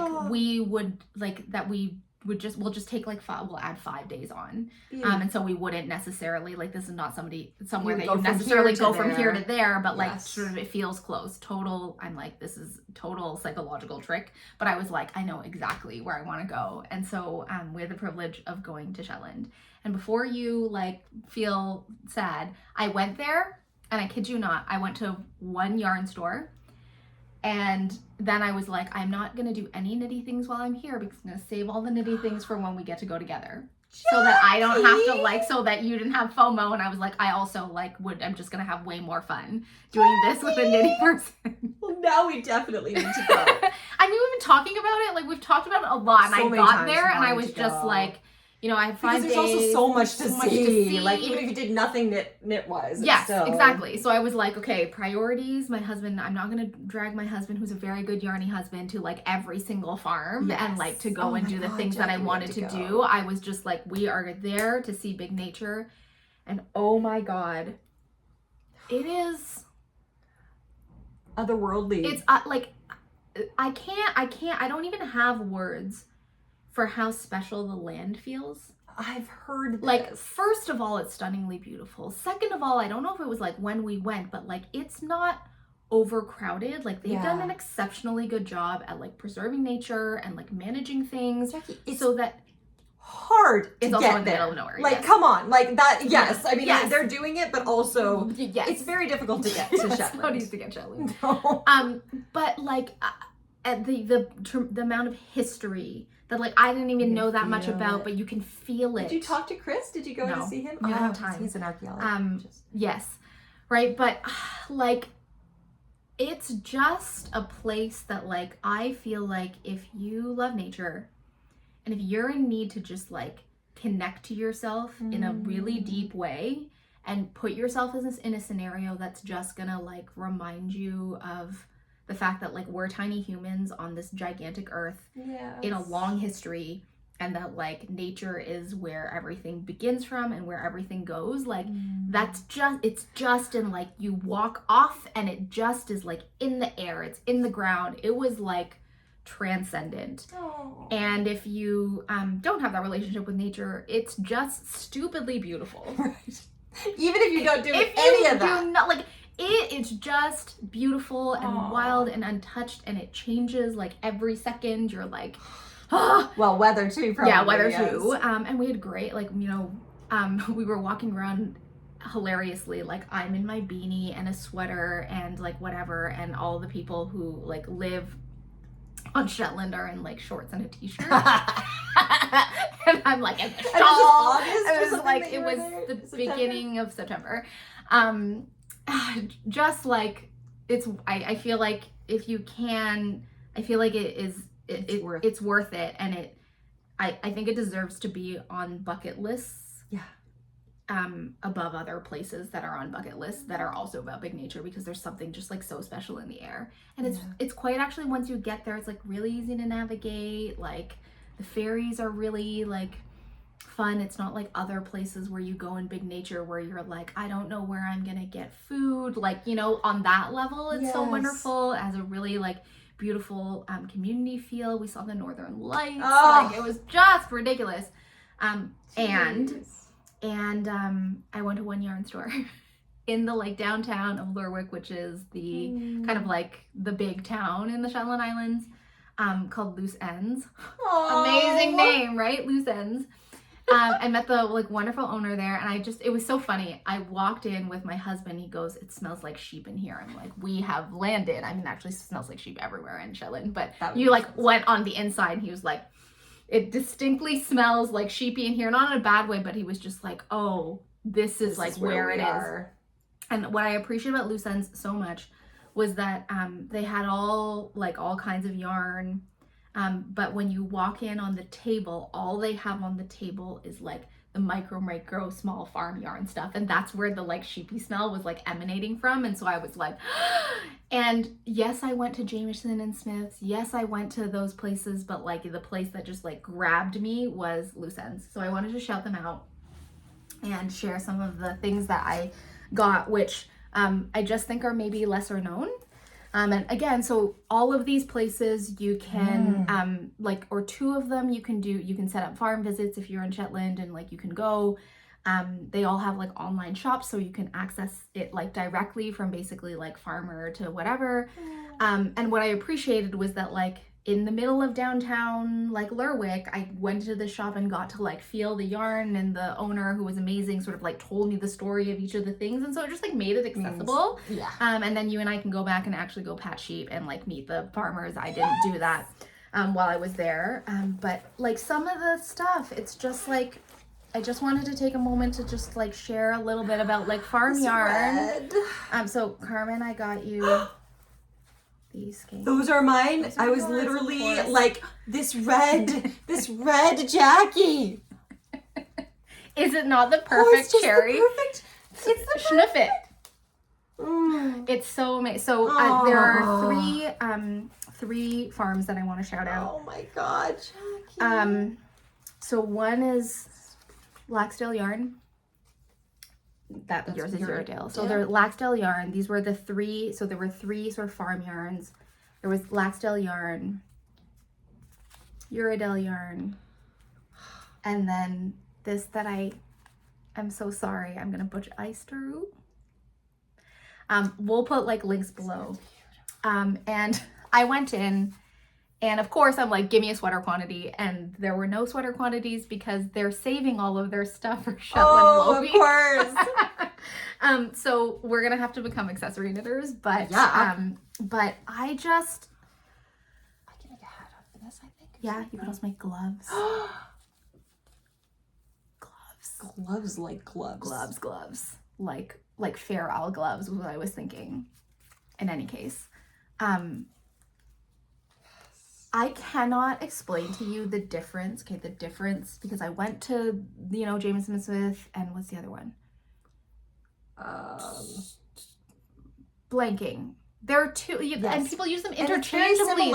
They use them interchangeably. The name too, yes. Isn't it? Like James something. Anyway. Sorry, fail.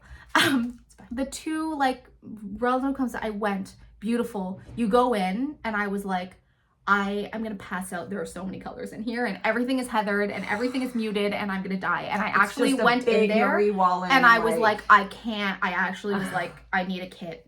And they had binders, and they were just like, you point at the sweater, and we'll kit it up for you. And I was just like, I have 2 hours to do all the yarn, and I actually just bought one color because I couldn't deal. I didn't go prepared. Like, I hadn't done my Ravelry research of like, what am I gonna knit? But oh my god, like, people talk about them as being interchangeable, and respectfully, having like touched swatches and touched the yarn, they're not interchangeable. They are, I mean, they're interchangeable in terms of like, they're both, you know, 2 plies, and you know, it's Shetland, like native Shetland wool, like all those kinds of things, but it does feel tactile wise hugely different. And I'm gonna shout out specifically Jameson and Smith, because the way that they spin it, or my experience of their wool of feeling the swatches, is that it is next to skinnable. Like, it's rustic and it's like got sensation, but it's like, for me, when I was touching the two, I was like, is this the same? Really? Is this like, I was really quite surprised. So I think of Shetland wool as, you know, like, it's Fair Isle, it's color work, it's, you know, all this, and people always call it toothy and rustic. And then you get the farm yarn. That is like, I mean, I love a Shetland, my favorite. it's soft, like, I mean, it's not merino. I love it. But it really is like, it makes a difference. And what I've learned from spinning is like, why? It's like, where the fleece is coming from. What parts of the fleece are they actually like putting towards? And so all of these, they're family owned farms, and all of them, it's like their own little flock of sheep.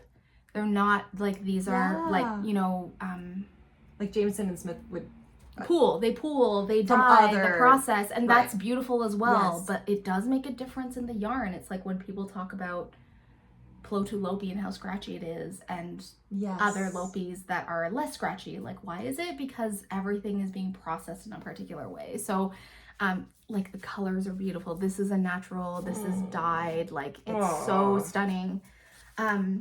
This company is a mother and daughter, and they hand shear their sheep. That's how big their flock is. They personally hand shear their sheep. That's impressive. And everything that goes in is that. So if you love color work, if you wanted to work with Shetland wool, if you're interested but you can't get there, like, I invite you to like take a look at these companies. Look at these colors. I know, look at these colors. They're so good. I can't believe you gave me the red. I walked in, there were 3 skeins left. If there were more skeins, I would have bought more. But I was just like, and that's for Carmen. I like saw it peeking through the thing, and I was like, oh, I really want that red. So yeah, a little bit of acquisitions from Shetland, and then because we were of me, Jackie. because we were also in Edinburgh, I had to make a trek out to Ginger Twist. Of course. And what I discovered is maybe some of the most delicious yarn that I've ever felt in my entire life. Is this Onling? No. Angora, though. Because they have the Onling one has Angora in it, because that is what I wanted to. Okay. Yes. Look so at that this white. Is a new acquisition. You know, Carmen and I are always on the hunt for like the perfect white. That's natural, that's not bleached. Friends, this is like, it's so good. It's white. It's white. This is from a company called Orkney Angora. And it's the St. Magnus 50/50 4-ply. And this baby is 50% Angora and 50% lamb's wool. Oh. It's so yummy. It's so nice. It's so yummy. Now, I have the DK that I only got 2 skeins of that I'm going to try and get into a hat. But I bought a sweater's quantity of this baby because it is so yum. Yes. And when I was in the store, it's like just new in, so they didn't actually like have a sample of it knit up of the 4-ply. They had a sample of the DK, and the DK, interestingly, the yardage of the DK, I can't remember, but I remember looking at the yardage and going, this in my brain is fingering. But there's something about lamb's wool and Angora that like, you knit it like open and it makes this like fluffy, drapey, amazing fabric. So this is my toothpick knit. I have on my dream list, there's a new bat wing sweater from Carolyn from Ayo Knits called the Volare blouse. Yep. That our friend Hilla test knit. Where is it? Pretty. That is the pattern, the initial pattern, or the original sample is knit in like Isayur, the like cotton linen mix with a strand of mohair, I think. Oh, so beautiful. Like, look at this. Hill is so beautiful. So I'm like, this is my plan. Oh, yeah. Yeah. This is my plan. I can't wait to get this on the needles. It feels so lovely. It's that is so. It's so yummy. Beautiful. 50 I was grams, literally looking at this 400 yesterday. meters. A different one. I'll send you. It's the girl. Okay, so Onling, like, you know, the ONLING. I think it's the design, like the person who runs it or something. The designer has a white sweater with like lace, like oh my god. I think with the it was on the Ravelry. I just wanted to take a moment to share my yarny acquisitions and tourism, and talk about how amazing it is that that we have access to, that there are people out there making stuff like this, that are sort of small producers, small farms, and that like there are yarn stores that are taking the time to stock it next to the stuff that's, you know, easily accessible, and that both can exist at the same time. But these will come back hopefully as finished garments, and then I can talk a little bit more about what it's like. But so fun. Katrina Hannibal. So fun. Hold on, let me just show because it's just too gorgeous. Is this the one? So pretty. Like, you can see the halo from Is that Angora. What's that? So that is made, the Onling has also, number one, has Angora. Here. It's a merino with 75% merino, 25% I mean, Angora, which is worsted. Nice. Yeah. Anyway. Gorgeous. Yarny acquisitions. Oh, this reminds me of actually putting up that fiber forge, whatever. Beatriz?